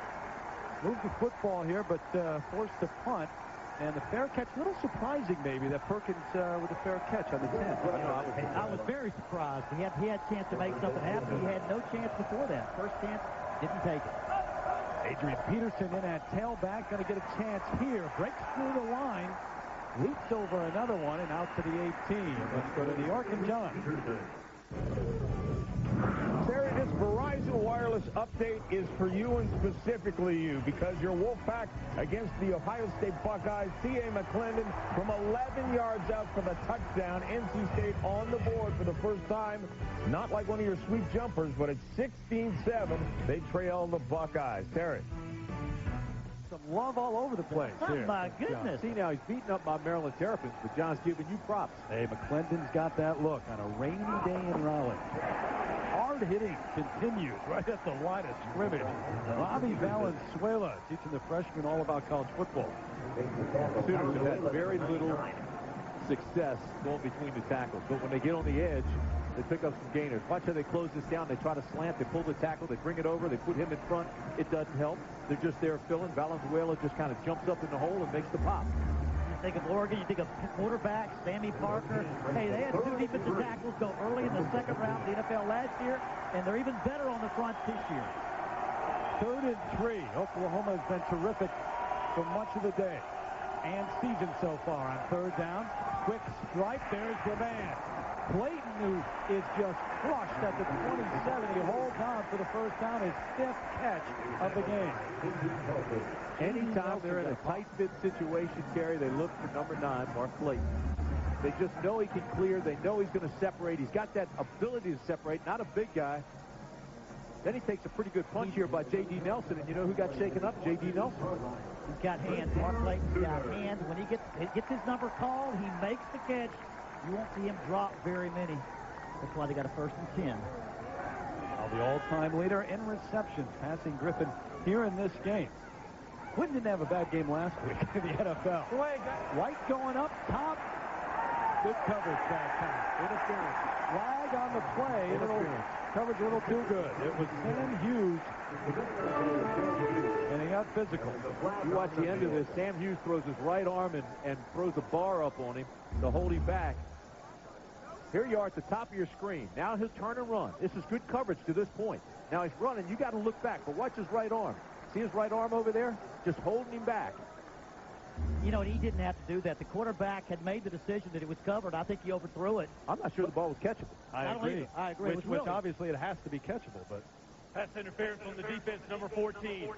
15-yard penalty from the previous spot. See, if I'm Automatic first down. If I'm Mike Bellotti now, I'm questioning that and saying, wait a minute. Yeah, he may have interfered with him. The ball wasn't catchable if he wasn't with it. it looked like both had given up on it. Let's see if the ball lands out of bounds. Is it inbound?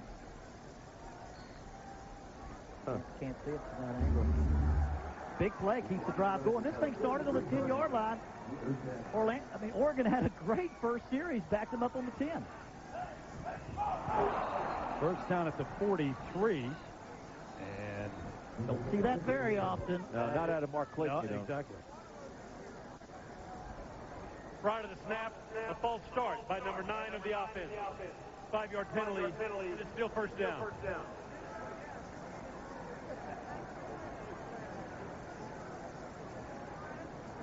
Sooners coming off a game last week where many of these names were not out there in the second half. So the defense was from, I'll go back to this interference. See his right arm, though, Terry? Yeah, there's no question. Oh, yeah. Yeah, I think you have to call it. Yeah, I think you have to call it. His arm was on him, and you don't know whether he would have gotten there or not. That play has to go in favor of the wide receiver.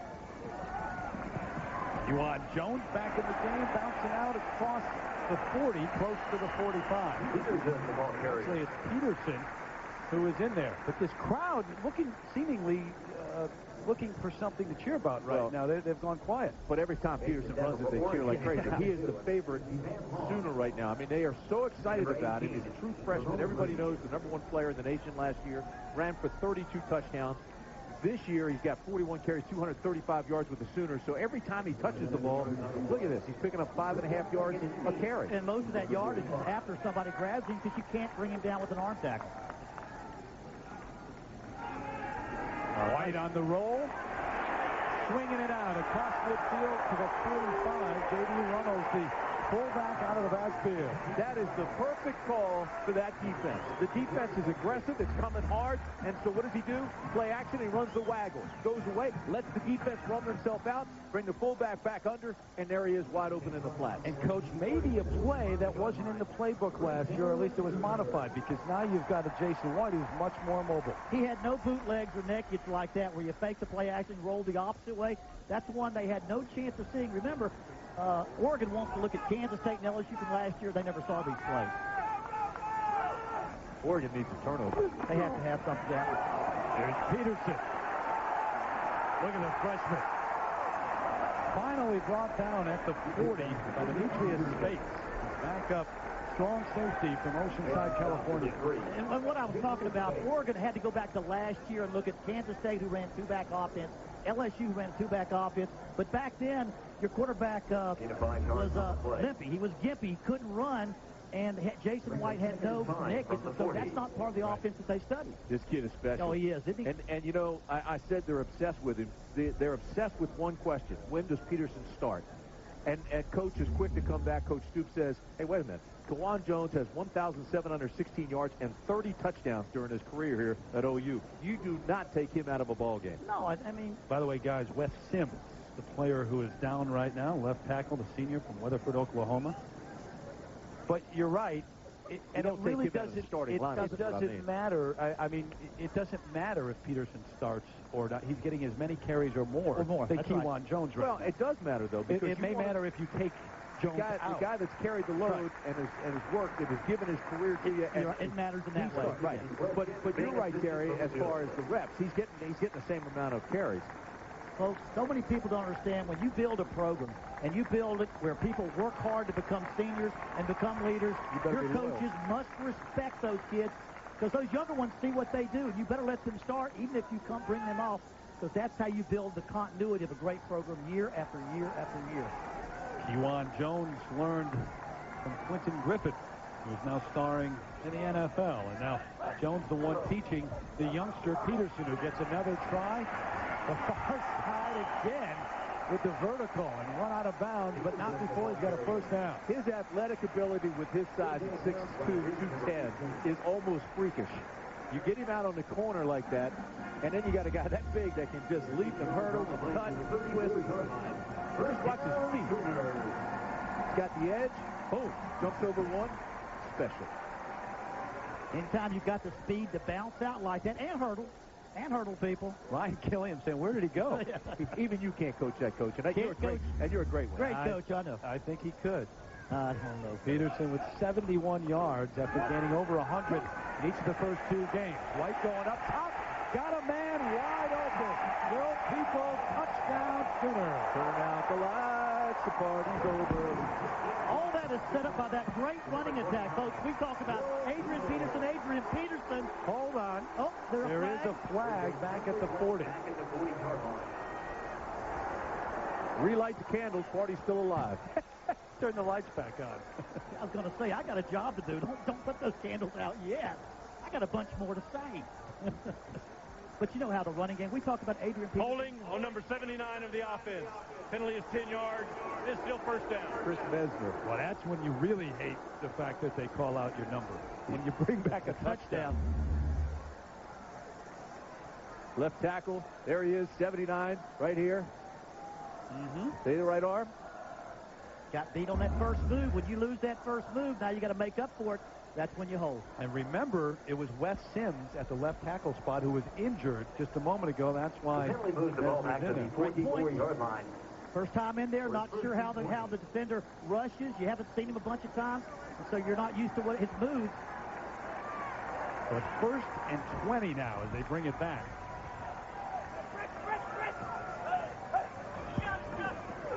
Quick throw. There's Clayton. Can he get through the first line of defense? Yeah, he's got room. Cutting it back is Clayton all the way inside the 25 to the 24. Anthony Trucks, the outside linebacker from Antioch, California, on the stop. You think he's not fun to watch? Once he makes that catch, he's got that vision. He's got those quick pitter-patter feet. Watch this. Once he makes the catch, all right, right here he looks like a chicken on a June bug. Look at those feet. Boom, boom. Cutting back and forth, gives you that quick cut. He is special as well. I mean, they're just loaded with talent on the offense, all over. Have you really ever seen a chicken on a June bug? Wouldn't that be a June bug on a chicken, though? I believe it's the other way around. But maybe you have. I don't know. If you look at Clayton and PlayStation 2 college football team, USC, how does that work? You city boys, I got to educate you. Come on out to the farm. I haven't seen many of either. Here goes Hickson all the way to the end zone. Forget the penalty a moment ago. That's how quickly Oklahoma can strike. 25-yard drive by number 35. Dante Hickson, 25 yards, bringing it home. You'd have to think a little fatigue here for the Oregon defense. They've done as well as they can. Gets up in the hole, breaks through the linebackers. Arm tackles won't get it against Oklahoma. You got to get in front of them. You got to wrap your arms. You got to grab cloth. use that arm tackle, it won't work. Well, you know, when you're tired, you don't get your body in front of you. It's just arms. Lose your legs, you're right. Way to Carlo. Perfect on the afternoon. Don't like the chicken on the June bug, huh? No, That's fine with me. I'm still thinking about it. I wasn't really familiar with that phrase. But it worked. Eric Peterson is the guy that sparked it. He got the ball running and the running game going. He bounced it wide. He cut back, made yards. Now you can play action, throw deep ball, mix it all in. It all started with Adrian Peterson started making big plays in the running game. Well, Peterson made the statement, and then Mark Clayton put the exclamation. There you go. That's right. I'll go there with you. Josh Heupel talked about Griffin and Peterson and Jones, and then Peterson, the learning experience. How about Heupel and Jason White and what he's meant? Well, there's so much respect of Josh Heupel and the way he went about leading this team and the leadership that he has. Boy, that one almost left the field of play. Some kind of strong leg. All the way, yeah. DeCarlo put it through the end zone. But Josh Heupel, he's a legend in the state of Oklahoma. And he comes back, and like I said, he has the respect of these younger quarterbacks who's respected. He knows how to lead a team to a championship. And to have a guy who just did it a few years ago, it wasn't 20 years ago, 25 years ago, you know what it's like to play right now for these quarterbacks, learning. And Josh Heupel, 99, 2000, some big numbers. And I don't know if you agree, but I see Jason White, because of his legs and because of the arm doesn't look like it's a killer, I see him more like Josh Heupel than maybe a first-round NFL draft pick. But a winner. Winner, that's right. First down, and Dante Rosario taking it as soon as he turned around. His third catch of the afternoon, but Antonio Perkins upended him. You know, and here's with this defense. You see him give up a completion, but at the same time, Clemens now has 12 completions, but his longest is for 13 yards. The defense keeping everything short. You know, and here they come up. The cornerback makes a nice play, and again, they keep it within reason. Halfway through the third quarter, 100 yards. They just passed for 101 yards of offense. 12 of 18, but he only has 59 yards in the air. Going to keep it on the ground this time. Whitehead bouncing outside, and he's got a first down for the Ducks. Dante Nicholson ran him out there. ABC Tuesday, it's the big one-hour season premiere of My Wife and Kids, where they go to Vegas for a supersized star-studded dream vacation. What happens on My Wife and Kids stays on My Wife and Kids. One-hour season premiere, Tuesday, 8/7 Central, only on ABC. Pick up a 9-yard on the play to the 36-yard line. Out at the 36, Helen Clemens, the junior from Burns, Oregon, who grew up on a ranch with 170 head of cattle and no television. He knows what a chicken on a June bug looks like. I'll have to ask him about that one. Handed off to Whitehead. Falls ahead up to the 39. Tripped up by Lance Mitchell. You know, we talked about Oregon not giving up any big plays. How about Oklahoma's defense? Would you say 13 yards is the longest pass they've thrown all day? And there may have been one run longer than that, but not many. No. That's what they're so good. They don't give up the big plays. It's the speed and the team defense they play. You know, this is an Oregon team that lost to Indiana last week. Everybody thought Oklahoma was going to come in here and just blow them out like they normally do and win by 50. Oregon's played quite well. They've hurt themselves at times, but they get a score here, fellas. They're still within reach, but they've got to do something right now. Clements under pressure, dumps it off over the middle. Bouncing outside is the tailback, Kenny Washington, and good gain again. They'll move the chains, I do believe. That's a first. How about the way he used the umpire? Umpire's part of the field. He got him, used him as a blocker. And watch how he goes to his third receiver. He's got two receivers outside to the right on your ski. Looks right, looks right. Then comes back. The back coming underneath. Are you kidding me? Use that guy. Use him as a blocker. He's part of the field. Last week, with all the turnovers, Kellen Clemens, coaches talked this week about him having happy feet and the footwork. When he got out of the pocket, he kind of rushed everything. Today, he's been terrific, making things happen when it appears nothing's there. The draw, Washington, no room to run. Larry Burdine made sure he didn't go anywhere. Making a stop.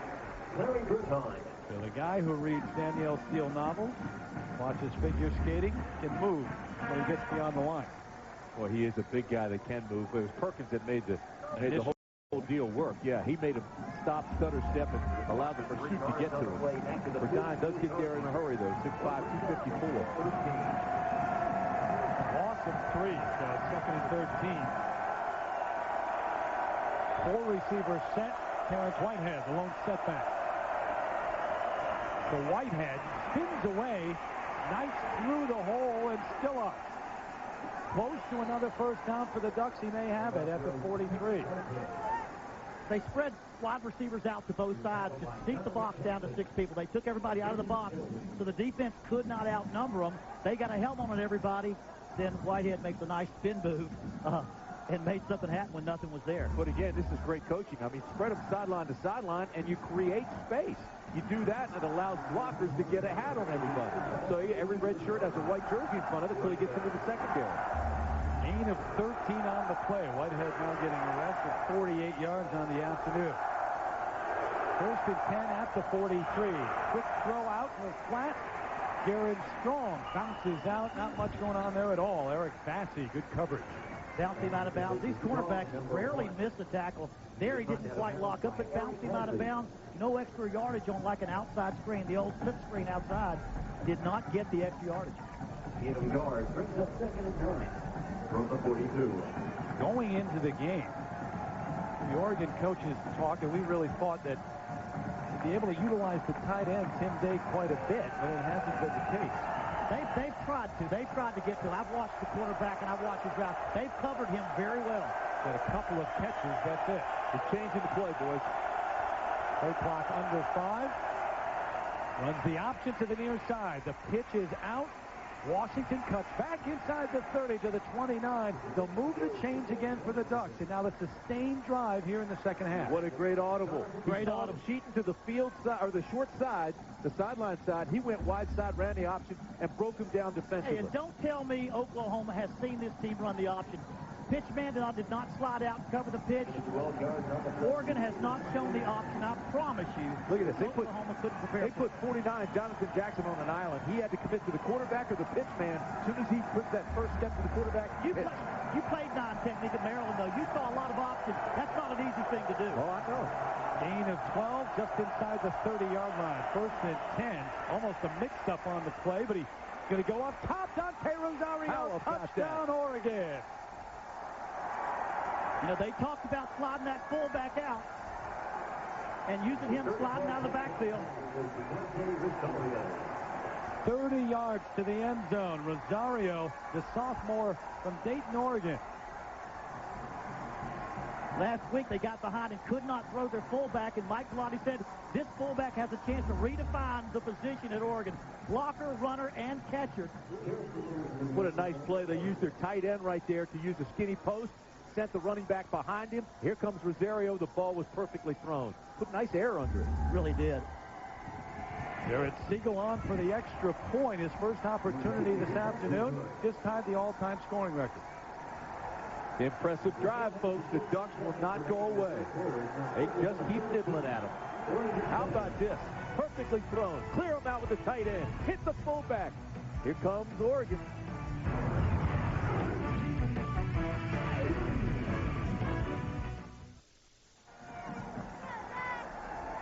The Ducks aren't out of this yet. Oklahoma leading 17-7, but the long drive, an impressive one from Kellen Clemens and the Oregon Ducks. And as I said, Jared Siegel just tied the all-time scoring record for Oregon. Derek Lavelle, 86-89, but they both have 272 points. Jared Siegel. He's to the center, Mark Clayton. So he will kick off to the Sooners. And Mark Clayton back deep. Standing at his own 3.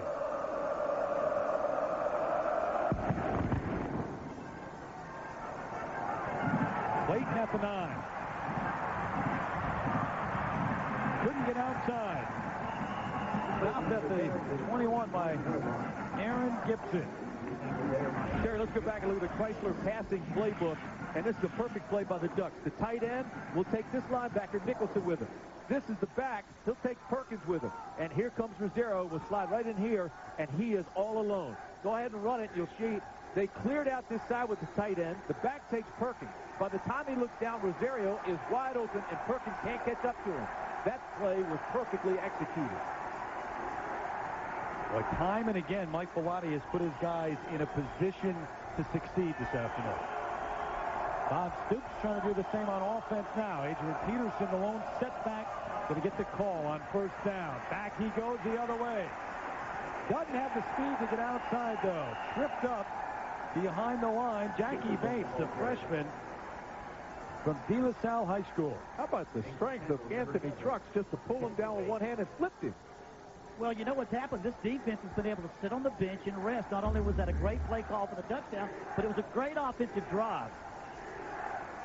Oh, watch. Here comes 84. Watch this. One hand. That's it. Okay. Whoop. Got a little help from Bates. Yeah, right. He did pull him over somebody else. I don't care, but Peterson scares you anyway because he breaks so many of those. Loss of 2. Ducks showing blitz. Here they come. White throws it, but Wilson well covered. And he was covered by Darius Sanders, defensive lineman.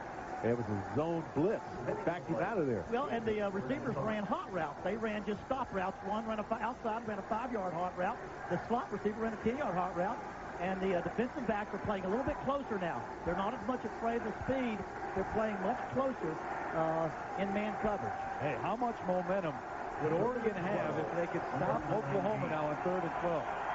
Big series for Oregon and Oklahoma. Moses in motion, comes back. Jason White throwing it out to Jones, and it's caught. Up to the 40, a big 3rd down conversion. Brandon Jones, the senior from Texarkana, Texas. How many times, Terry, have you seen great coverage today, but White just threads it in there perfectly where only his guy could get it? That's the second deep one right there. There's been an incredible throw right here. And it's the deep out, too. It's not like he doesn't have a strong arm. Wow. Second late getting there. And it's the difference right now because it changes the momentum of this drive. Would have been a punt to Oregon. Well, the separation was on the outcut, and that made the difference. Gain of 21, 1st and 10 now at the 40. Dante Hickson may have gone the wrong way, or White did. It was broken right away. So the sack, Victor Felipe, the sophomore from Salt Lake City. Tackled there by Felipe, number 56. They didn't stop Oklahoma, but they've got new life. I was just going to say, can you see the new bounce in their step? They're bouncing around. They're confident. They know they can play with them. Everybody slides down. Here comes the pressure, broken play. Jason White never really had a chance. I don't know if it was Jason or the right. It looks like Jason forgot the play. I think so. I think the linemen were blocking because everybody went the other way. Happens even when you're a Heisman winner. Play clock running down. White throws it back. Brandon Jones gets by 1. Popped at the 40 and dumped at the original line of scrimmage. But the white jerseys are flying around now. That's going to make a difference. Plus, they're getting more aggressive defensively. They're starting to throw some blitzes at White. Well, they throw that barnyard screen. You've got to hustle because you've got to run around and fly and beat the blockers. Blockers are out there to make the play, but these guys are flying around the ball. They beat the blockers. Hold it to about a 5-yard gain, 8-yard gain. Brings up 3rd and 10. So it's 3rd and 10 as they got back to the original line. Willie Roberts, the tight end. Here come the Ducks. Great throw, though, and catch. Travis Wilson, first down, and his first catch of the afternoon. But again, White right on target. 3rd and long, 2 series in a row, 3rd and long. They've got him in a difficult situation. He throws the first down strike. Beat the blitz. He had man coverage. Watch this.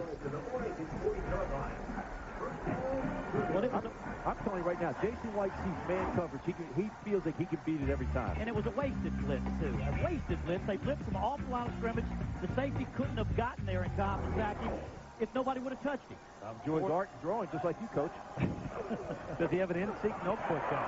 Here goes Peterson to the near sideline. He may be gone. Goodbye.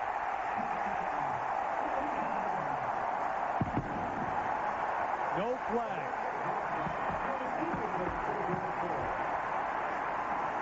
Peterson is best when he gets some space and gets out on the edge. You can't beat that speed. When you got great speed like that, you can't teach it, you can't cover it. You got to recruit it. That's just what they did last year with the #1 running back recruit in the nation. You got to look at the scheme. Where's the containment? This tackle right there starts with a missed tackle. Good downfield blocking by the wide receivers. 40 yards to the house, no chance for a Duck to catch him once he broke through. DeCarlo on for the extra point. So much for the Duck momentum. Adrian Peterson with a 40-yard run, 15 carries for 109 yards. He's gone 3 straight games to start his career over 100 yards.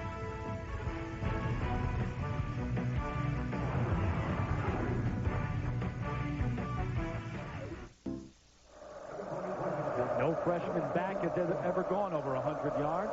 First 3 games of their career. Now, Adrian Peterson has, in terms of Oklahoma history at least. And Washington shouldn't have brought this one out. They wrap him up right at the 10. There is a flag down. Darian Williams, the man who made the hit, he had some help from his friends, though. Ball down at the 15-yard line. Oh. Gonna back him up in the hole.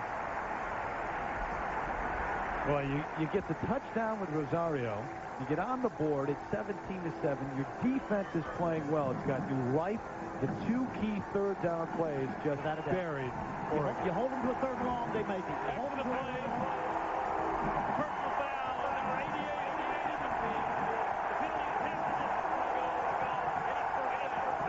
him. Now you're looking at a long field right here.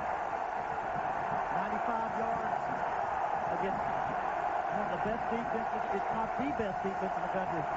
Go 95 yards. Oklahoma knows it's been in a football game, but these are educated football fans out here, and they know this is a critical time to pounce on them and go ahead and put them away.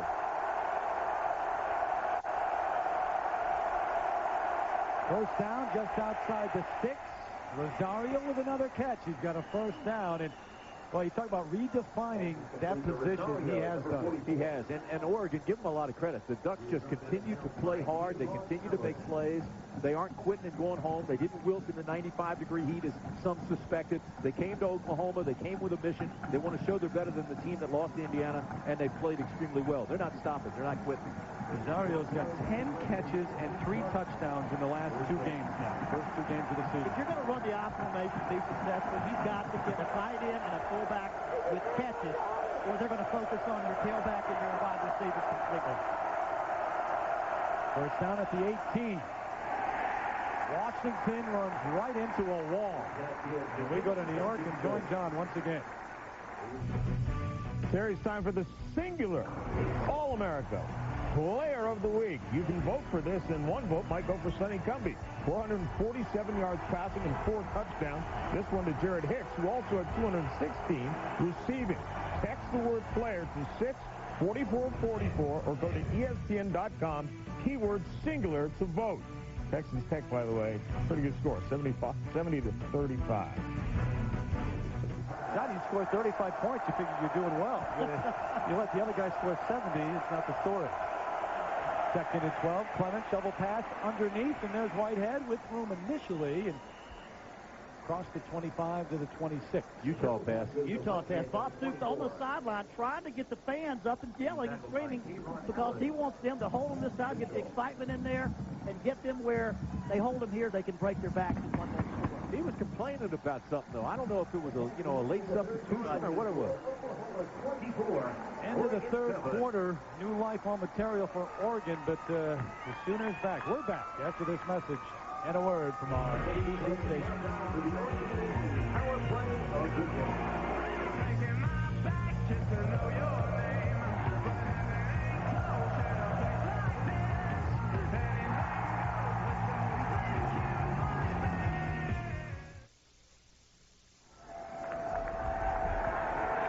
Memorial Stadium here in Norman, Oklahoma, 24-7. The Sooners with the lead over the Ducks. Terry Gannon, Terry Bowden, Tim Brandt, and Sam Ryan. We start the fourth quarter. 3rd and 2, we're going to call it, for the Ducks at the 27. Fighting his way ahead. I think he got it for the first down, I believe, Kenny Washington. You got to like that formation. They spread them sideline to sideline just to kind of get some space in there. A good little run, too, there. It's going to be close, but I think he got it. Didn't look like quite. A little under 2 yards. Nice little move inside to get the first down and hold on to a little bit of chance of catching up. It's going to take a 7-point score here to get them. Well, now they're battling the clock. Right. I mean, there's no time. They've got to make. You need a big play. That's one thing we talked about Oregon stopping Oklahoma. Oklahoma's not giving up a big play all day. Washington did get the first down, so it's 1st and 10 at the 29. Clements throws on the run. Demetrius Williams with the catch, run out of bounds, up at the 34-yard line. Clint Ingram, the outside linebacker from Hallsville, Texas, ran him out. And I should say they haven't given up a deep play. They gave up the big play to the fullback down the sideline, but it wasn't the deep ball, the ball that goes 60 yards in one play. A lot of that is by design. Oh, So this is a controlled offense. They're just dinking and dunking them, but now, because of necessity, with 14:30 to go, you've got to take some shots. Well, you know, the first half, they took a couple of shots. They overthrew. They missed them a little bit. You don't have to take many, just a few of them. But right now, you got to have something hit. But it's been the way they've attacked it, and they've watched the game tapes, and it's exactly what Bowling Green did a couple of weeks ago and had success at least moving the football against the Sooners. Play action. Clements off balance, throws it out. We'll see if they throw the flag here. Exactly what he did. And there's the flag in the first half, and here comes the flag. But again, he was close to getting outside the tackle. And I thought maybe it slipped out of his hand there now. I don't know. Remy Ayadel had the pressure and forced him almost out of the pocket.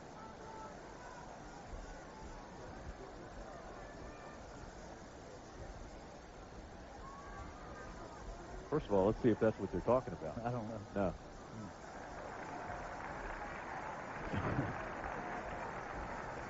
Pass interference Offensive, against the offense. But how do you, well, somebody pushed off. They had to have pushed off, breaking into the route of some type like that. Guys, how do you call the first intentional grounding and not that one? Maybe he was a little just out of the pocket. Remember now, the officials didn't call that first one. Bob called it. And it's a good play by Bob. Maybe Bob didn't speak up this time. Pass interference on the offense, number 82. Penalty is 15 yards, and replay second down. But I agree with you. Both times he was very close to that tackle box. But he probably was out of the pocket there. Maybe. A little bit close. It was close. Maybe. In any case, it's going to back up this offense again. It's second, and we'll call it 20. Well, that's not a good position to be in. You can just lay your ears back defensively. Rosario and Whitehead out of the eye now. The crowd gets back into it. Williams to catch at the 20. Nifty move to the outside. And a good game. Up to the 27-yard line.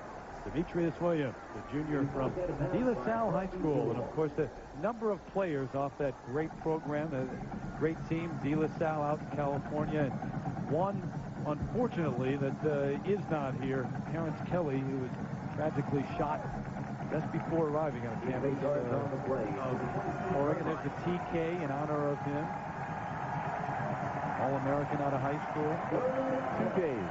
2 days before he's supposed to be in camp. So sad. So tragic. 3rd and 12. 8 straight completions for Clements until that one. Garen Strong, the intended, but way too high. Yeah, that one was on Clements. Kellen's he's got to thread that needle. He's got to put it right there. He's way too high with the pass. Well, they brought the blitz. I think he anticipated the hit, and to throw it too soon, had an open receiver, but he had hit 8 in a row before that time, and so he wasn't going to make it 9. So big stop for the Sooners on 3rd down.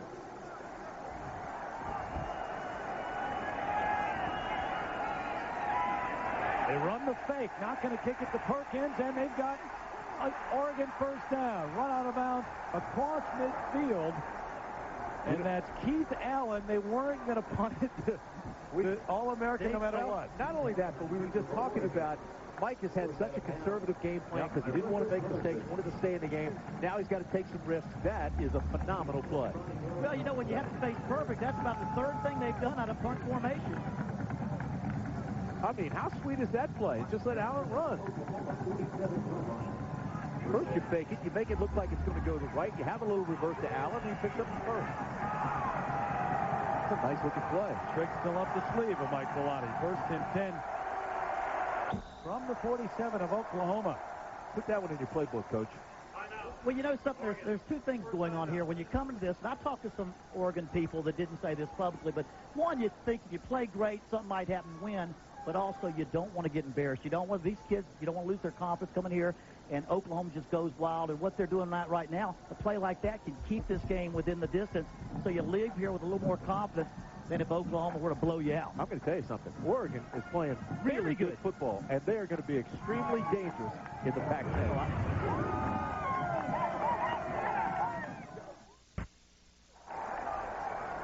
Cheerleaders have something to cheer about here at Oklahoma, 24-7. Sooners, 14:07 left in this one. 1st and 10, Oregon at the 47.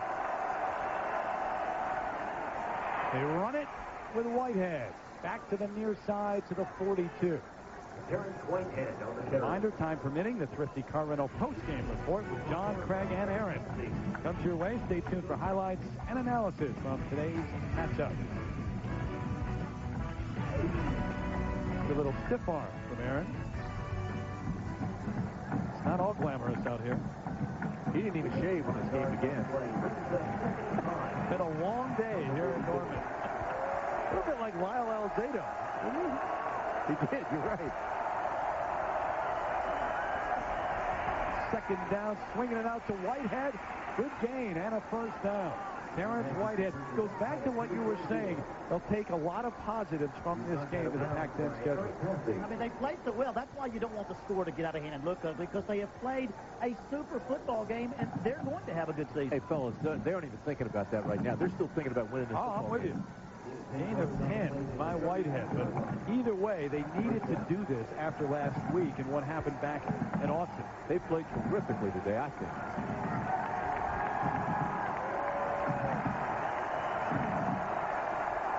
19 difficult run.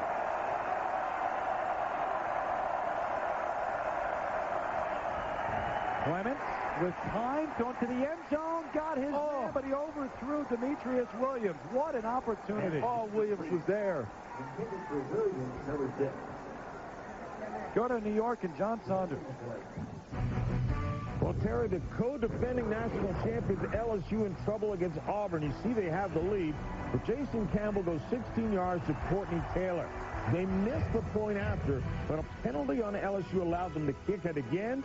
It was good, so Auburn leads 10-9 with less than a minute remaining. Old school, Terry, and what a penalty that is. What a penalty. I tell you, Auburn does a great job playing this LSU. That is always the toughest game of the schedule, except for Alabama and Georgia, for that Auburn-LSU game. Clements runs the option to the near side this time, to the 27-yard line. So we've seen him do that a couple of times already in this game.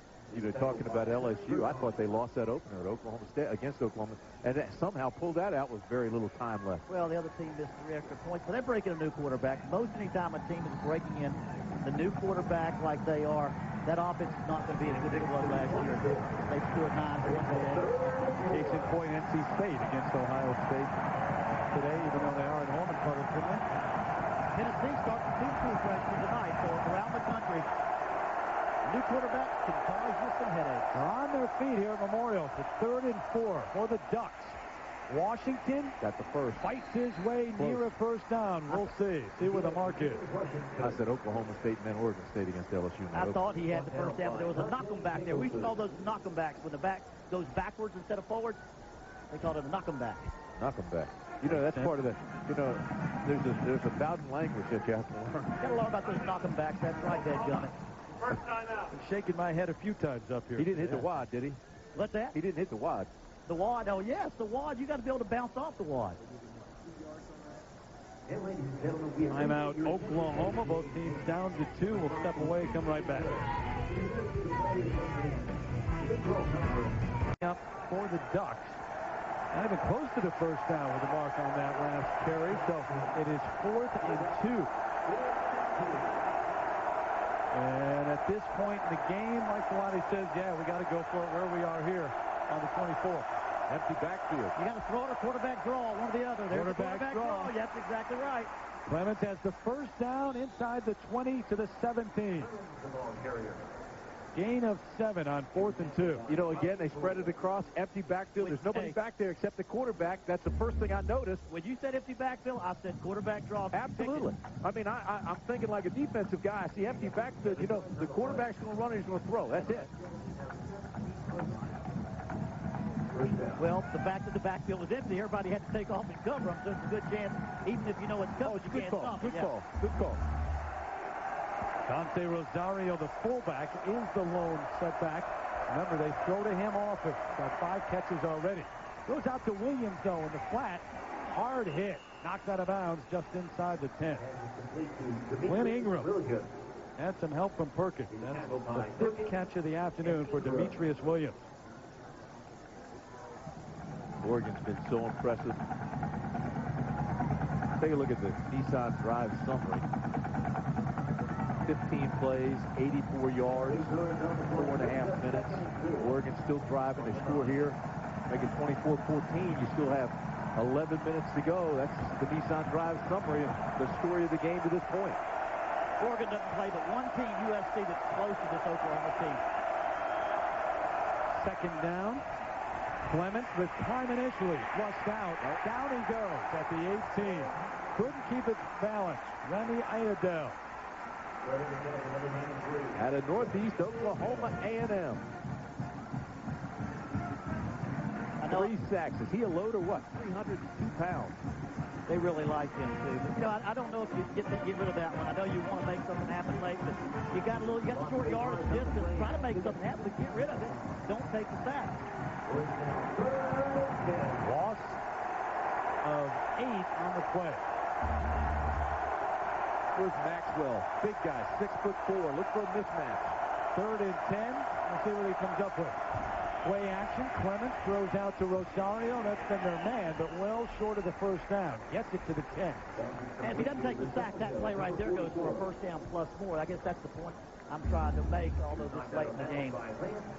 He's trying to make plays. You still got to get 3 points along the way somewhere, the way the score differential is 24-7, so you got to make a call.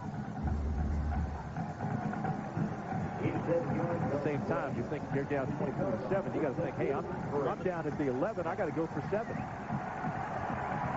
think that's why he got sacked. He was really strong about getting 7, but get some points here. I don't question this. Well, they got to get them eventually anyway. There's Siegel on for a try from 27 yards, and here's a fake. Siegel trying to run it. Terry, I don't think it was a fake. I think he bobbled it. He bobbled the snap. No, I don't think that was... Now, to come away with no points there is just killing Oregon. It goes back to the first half where they came away from the 23-yard line with no points. Come away here with no points. I think that's a bad snap. Watch the snap. The holder's Clemens. He gets it. He drops it. He bobbles it. Now he's thinking, okay, what do we do with it? Well, there was an opening, and he almost turned this thing loose. But Siegel just didn't have the speed to get outside. I don't think so. Siegel's going to pull that one off. Those speeds. Ball was snapped inside on the hip. That's a tough one to hold on to. You'd like to think Kellen Clemens could hold on to that ball being the quarterback, but nonetheless, failed field goal. So they waste an 84-yard drive. They get nothing out of it. Peterson ahead for a couple. Adrian Peterson doing much of the work here, especially in the 2nd half. Haven't seen Kewan Jones for a while. You know, we talked about that. Kewan is the number 1 tailback. Adrian is number 2, but we've seen Adrian Peterson a lot more than number 1 today. And that's how you can do it without making him number 1. Just giving more reps. Dante Hickson as well, who scored a touchdown, but not DJ Wolf, the other freshman from Lawton, Oklahoma, who was part of the mix here for Bob Stoops.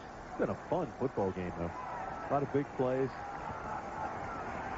Haven't had the sense that Oregon's been out of this thing at any time. Peterson across the 15 to the 16. Well, they stop him here on 3rd, and they'll get another shot to put some points on the board. Devin Long has been active today. But the clock now becomes such a huge factor down to 9:43, 42, still ticking. It's so hard to put points on the board of this team. This team, Oklahoma's defense, does not give up the big plays, and so now you get the ball so few chances. Well, we said early on the defense has given up only 1 big drive and 1 big play in the first 2 games. They come in here. Oregon had some success, got down in scoring areas, but couldn't convert. 3rd and 4 for the Sooners. White out of the gun.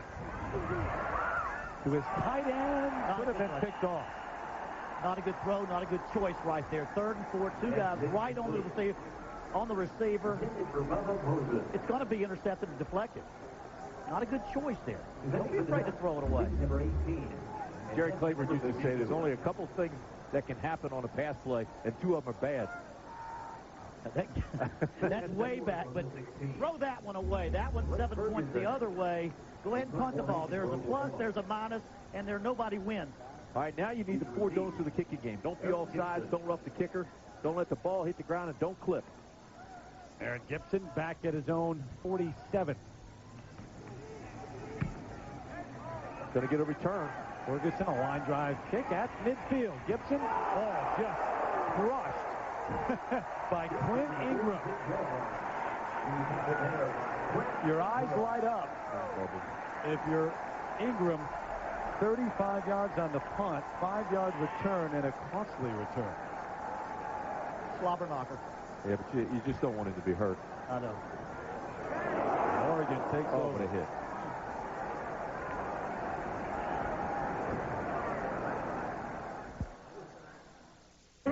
Stunning floor. Up and is on the sidelines. And they're still working on him, making sure that he knows where he is and how many fingers they're holding up. Head-to-head collisions are dangerous. You've got those certified athletic trainers over there making sure there's no concussion. Clemens throws on 1st down well behind the intended receiver. You know, we sit and we joke about it, but I tell you, this is dangerous. If you take another look at this play, this is some kind of hit. Head-to-head, that's what you're very, very careful about. Here's Gibson. Now watch Ingram will come, and it is hat-to-hat right here, 44.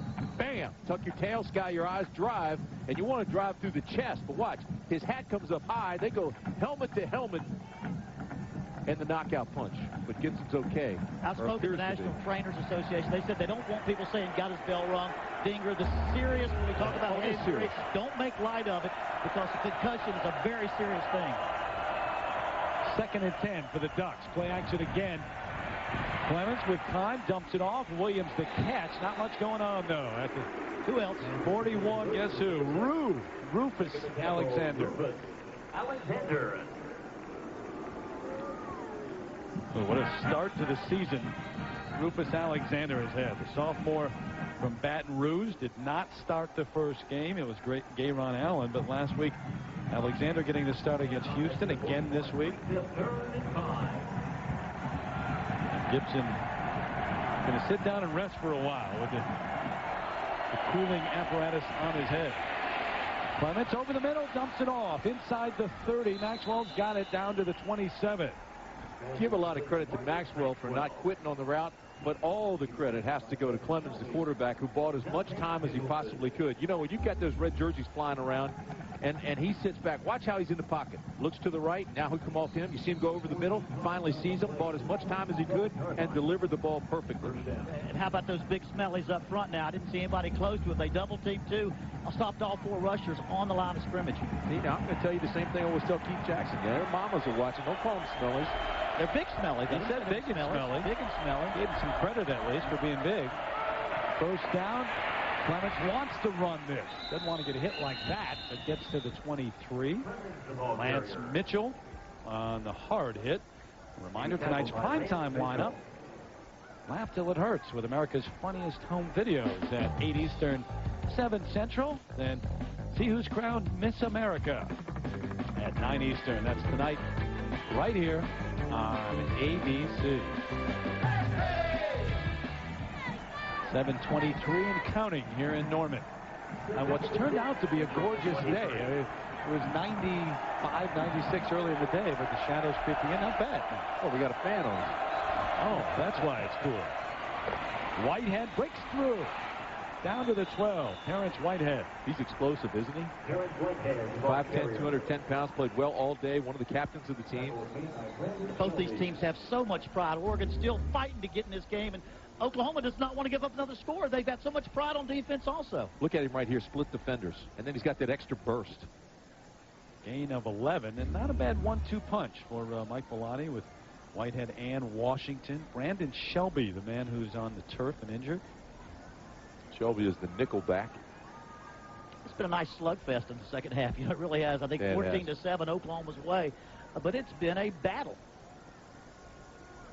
This Oklahoma team is trying to become the 12th Oklahoma team to win its first 10 games and the third under Bob Stoops. A win today makes them 3-0 with 2 weeks to prepare for Texas Tech and Texas. Texas Tech, I think, only scored 70 today, so that should be a fun game. That's right. That's amazing. Give up 35 and beat a team by 45. Good to see Shelby off to the sideline, walking off. Well, now he's hobbling a bit again. You know, we talked to Bob Stoops about recruiting a quarterback without ever throwing a pass. They hired Mike Leach, who's now the Texas Tech head coach, when he was at Kentucky throwing to Tim Couch in that wide-open offense. That's what's got Jason White in their offense. Terrence Whitehead with 64 yards on 12 carries in the game. Play action on the roll. It's Clement. Got a world of time. Throws it away. Smart play. Yes. Good coverage on the Oklahoma secondary. Carl Pendleton eventually applied some pressure on Kellen Clemens. Dan Koss, backup tight end in the mix. But you look at the top 2 teams in USC. You mentioned a couple of weeks to prepare. The schedule for USC, the schedule for Oklahoma the rest of the way. I mean, well, Oklahoma, both of them look very good. I'd say California, Notre Dame for USC are big schedule. Texas, obviously, the big one for Oklahoma, with Nebraska, Missouri, and Kansas State all having losses so far. Made a habit out of beating Texas, though, recently, has Bob Stoops. Kicking it out. This is Kenny Washington trying to get outside. Gets to the 8. Washington on the carry. Washington, the senior from Brea, California. So he and Terrence Whitehead split time in the backfield.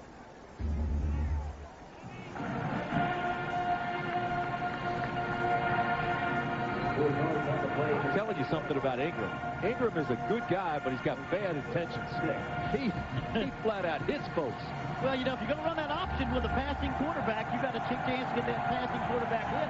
That's why very few passing teams run a whole lot of the options. 3rd and 6. Here come the Sooners showing blitz. Over the middle, broken up. Eddie Whitaker, the intended receiver, but Rodney Poole was there to break it up. Nice coverage. Blitz came a little late. Did not enough time to sack the quarterback, but he knew he had to get rid of it on time. You'll see right here. Here comes number 10, number 9 in late. Boy, Poole makes a great play. That's a big-time play. You got a big tight end there. You hope that you get it into frame and catch it even though he's covered, but big-time defensive play. So where Clements wanted it before he got it. You know, he rose the foot to tell his center, yeah, I'm ready, but he wanted the ball before that blitz got there. Came, that's right. 25-yard attempt from Jared Siegel now. Need a good snap. Didn't get one the last time, and this one's blocked. So they bobbled the snap the last time. Don't pick up the first down, and now the Sooners block it. It may have been Rodney Poole. We'll see. You know, Terry mentioned the inside snap on the hip, which is hard to feel. He got it again, but he made the catch, and he put it down. But this thing was knocked down like a fly swatter. I don't know what the vertical jump is over there, if that was Brandon Poole or whoever. It had to be low. Inside, there it is. Now watch the low kick. Oh, my. It had, yeah. That's one of those 47 vertical jumps. No, I'm kidding. I'm just kidding. Maybe 41.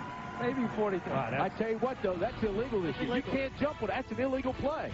We'll come back and talk there about should have been a flag. But Poole was the man who blocked it. He did. Should have been a flag. They should have had another kick. Irrespective of the fact that he did not block the kick, he, in fact, caused the infraction. That was Rodney Poole that blocked it. Look at Peterson bouncing off a one to the outside. Finally brought down at the 15. Well, Adrian Peterson just showing you why he was all everything in high school. Here comes 44, Ingram. He goes up. The rule says you cannot come down on anybody. He clearly did. That's an infraction. It's a new rule this year. There should have been a flag. There is none. It's a new rule, and the officials should not have missed it because his emphasis should be on watching a new rule they just put in this year. 2nd and 5. Do you like the rule? Yeah, I do. Absolutely. Inside give, straight into the line. Look at the pile move across the 20, close to a first down, is Adrian Peterson. Terry, Brandon Poole, who made the block, he jumped vertically straight up in the air, blocked it, came straight down. It still allows someone to make a great play, or does not allow a kicker to line drive it. You just can't jump up on top of somebody and use the pile to get you higher. And they addressed that a couple of years ago, where you can't use step on a teammate to step right. And now you can't land on an opponent.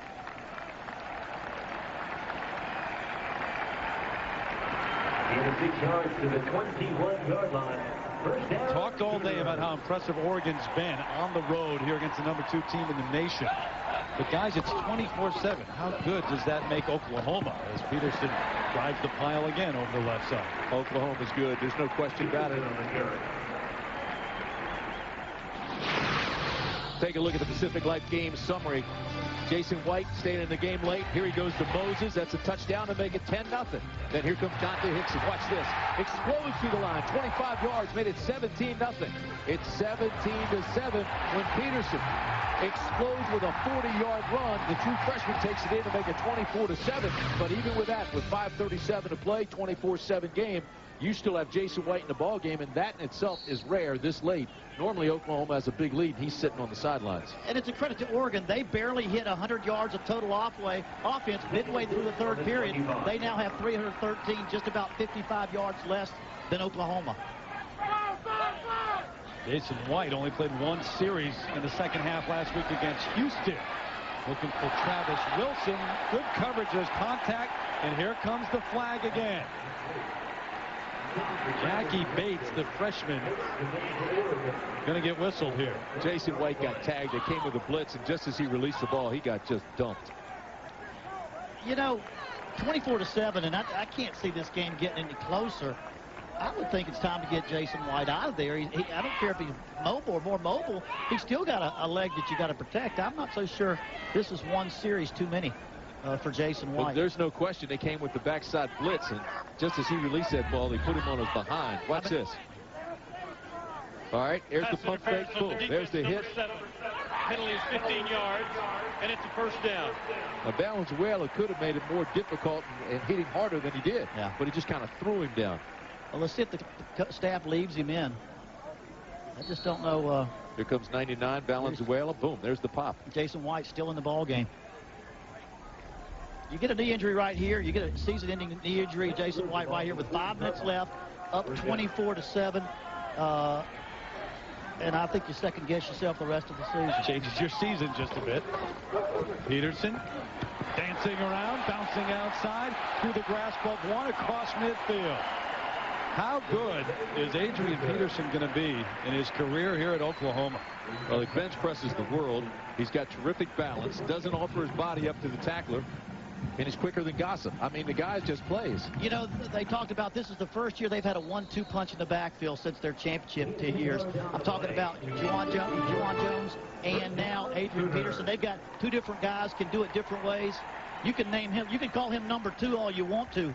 But I'm going to make sure he's in the game. And if it's not one of those 2, then you give it to Dante Hickson, who goes 25 yards for a touchdown. I mean, they're loaded. The DJ Wolf also is another one that they think can play, but they didn't have that since the national championship team where they had more than one back in the backfield. Run the play clock all the way down. Give it to Peterson. Not a bad idea. He's got a first down for Oklahoma. Late flag, Terry, might have been face mask. Yeah. You talk about Jason White still being in the game. His numbers in the Heisman. There you go. There you go. Even more impressive when you consider that over the last 2 years, White has been on the bench 6 full quarters because Oklahoma has blown so many people out. Yeah, and I think maybe there's a toughness factor is getting your first team to go 4 quarters, making sure they see 4 quarters. Little face mask. Inadvertent face mask on number 28 of the defense. It's a 5-yard penalty from the end of the run, and it's enough for a first down. Well, here's the deal with Jason White. First Heisman Trophy winner to return to school with the trophy since BYU's Ty Detmer got it in 1991. Then you look at, does he have a shot this year? Well, he doesn't have any pressure. It's probably between he and Leinart, the way the formula is, because the quarterback has the advantage. He throws deep. That makes for highlights on SportsCenter. Gets plenty of recognition. The team will probably be in the national title hunt. All that mixed together, he's got to be the leading candidate again for the Heisman. Peterson busting through. Adrian Peterson might be in the hunt now before the year's out. But here's what Jason White must do. His last 2 games against Kansas State and LSU, I think the crowd felt he's maybe overrated. He didn't throw that well. He couldn't move. I don't think they knew how injured he was. He wasn't mobile. He had a knee problem. He had an ankle problem, a wrist problem. I think what he's got to do this year is convince people that those 2 games were an anomaly they caused by injury, and that he is the outstanding athlete that everybody thought he was before those last 2 games. First down, Sooner.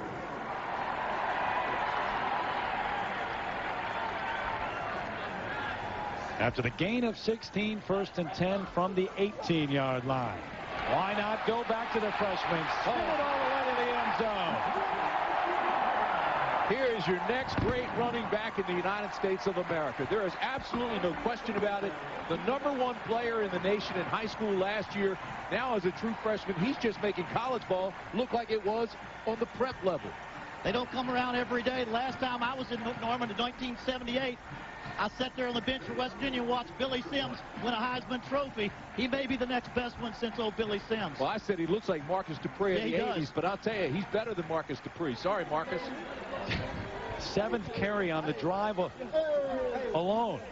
And Peterson with the touchdown run. Carlo on for the extra point. And guarantee you this, it won't be Jason White and some of those names on the first team out there. They get it back. Folks, he is young, but this is a full-grown man, I guarantee you. Look at the read. Look at the read. Cutting back, spinning, turning. Now getting to the wide side of the field and just running for the end zone. You talk about the total package here. Look at the quickness of the whole change of direction, power to break the tackle, and then speed to accelerate away from the defenders for the touchdown. He's got it all just as a true freshman. Now just bring him along slowly mentally. That run to me was not as impressive as his 40-yard run for the touchdown because he got through the hole so quickly that first time. Didn't give the defense time to react. He was already in the secondary. He can do it in a lot of ways. You're right. He can just outrun you or run over you and bounce off. 7.6 yards per run. It came in averaging over 5 yards a carry for the season. So that is going up. A couple of touchdowns. And that's without starting, Terry. He didn't play hardly at all in the first quarter. I don't remember taking a snap in the first quarter. Yeah, I think that's that game plan that they use. They've got 2 outstanding backs and share the reps, and whoever has a hot hand, they go with him. And I don't remember Kewan Jones being in for a snap in the second half. Well, no. I'm not sure I saw him in the second quarter too much, just a little bit. And you got a feel for that guy. I mean, good grief, what a running back he is. 1,700 yards and 30 touchdowns in his career. And now he sees the freshman doing this behind him.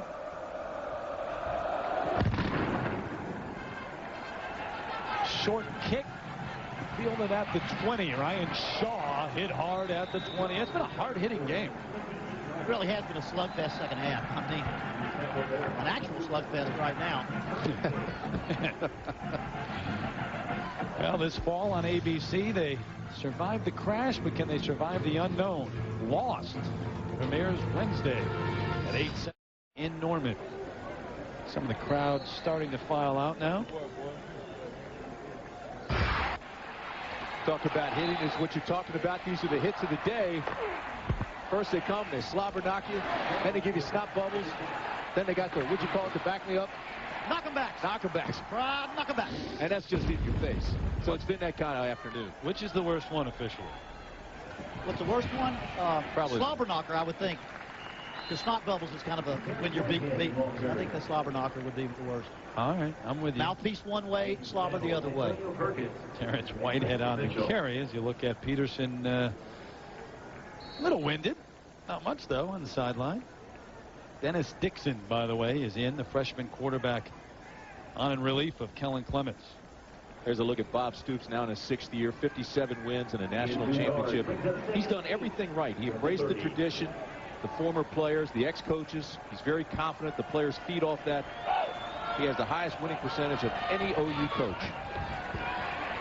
There's Dixon, the freshman, throwing on the run, a little bit behind his intended receiver, another freshman, Cameron Colvin. And you know, the greatest asset or strength of Bob Stoops, he makes people become the best they can possibly be.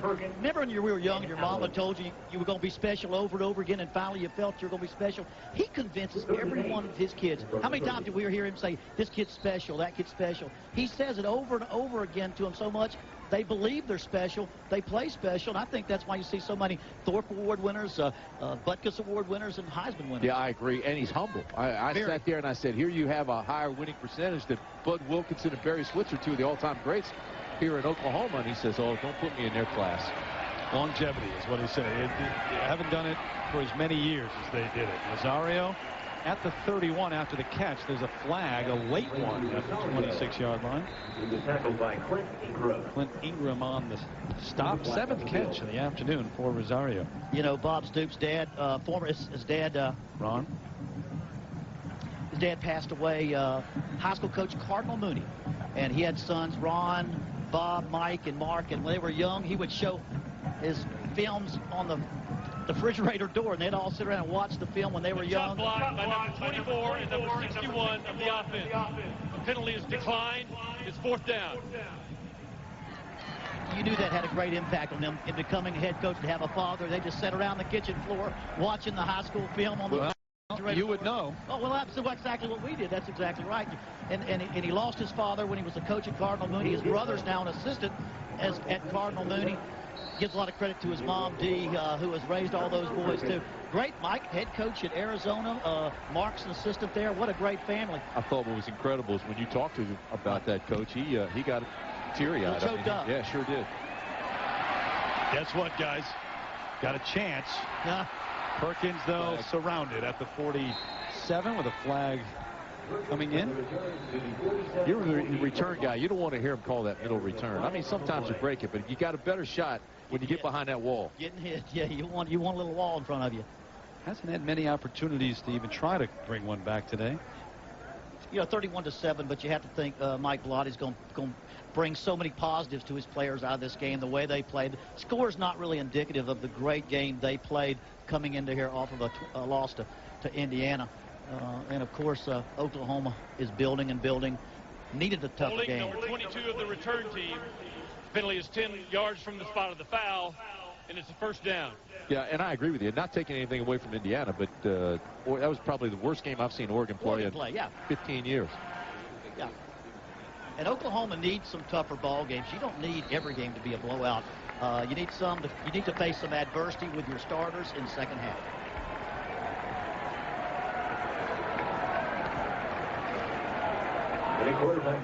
So Oklahoma taking over with Tommy Grady, not Jason White. As we mentioned, we wouldn't see White back. DJ Wolf, the freshman, gets the call on 1st down. Send it down to Sam Ryan. Yes, but you were talking about what Jason White could accomplish, which is truly impressive. Only the 8th Heisman Trophy winner to try to repeat. Archie Griffin, the only one to do so for Ohio State.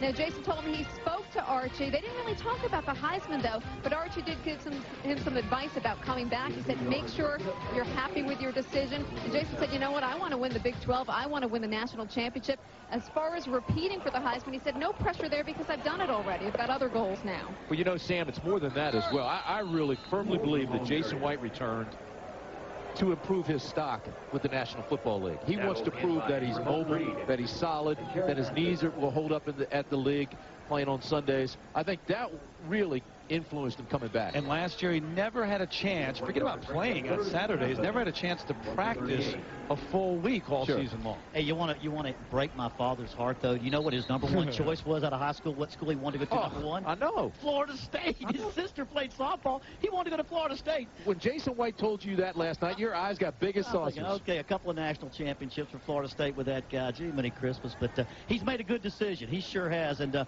it means a lot from Tuttle, Oklahoma. Now, are you really going to tell your dad what Jason said about he wanted to go to Florida State? Yeah, he did. Didn't recruit him. Gee, many Christmas. What's wrong with that man? Wolf swarmed under as soon as he got the football that time. 3 ducks all over him. And thought you were going to say 3 ducks in a row. No. I say, who's going to be Oklahoma's biggest competition in the Big 12 this year? We got Nebraska won today but lost to Southern Miss. Kansas State beaten bad by Fresno. Well, you saw Texas Tech is up next. Right. And they put on 70 on the board today. That's followed by the Red River Shootout with Texas. And then you got, Missouri. Which is always tough no matter what. Today's Chevrolet players of the game, Colin Clemens and Adrian Peterson. The numbers right there for both of them. In recognition of their efforts, Chevrolet will make a $1,000 contribution to each university's general scholarship fund. 183 yards for Peterson. 40-yard touchdown run, an 18-yard touchdown run. Jason White certainly could have been chosen as well, but when a freshman does what Peterson did, got to give it to him. And for Clemens, at least psychologically, you walk away from this week's game thinking, all right, I survived on the road. We got to get better. We have to do things, but it wasn't the Indiana game, that's for sure. It sure wasn't. As a team, it wasn't, and for him personally, it wasn't. Late in the game, they got within 6, and he could have brought them back for a victory. He made 2 foolish interceptions. That's not what a returning starter does. He felt bad about it. He criticized himself, and you can see today he's come back. You don't see any foolish mistakes by Kellen Clemens. I'm going to tell you something about Clemens. I think he's a big-time quarterback. He's got a live arm. He throws the ball well. He sees the field. He's mobile. He's big time. Yeah, I think he's going to see Sundays out there with that arm, that quick release, and the intelligence that he has. Right.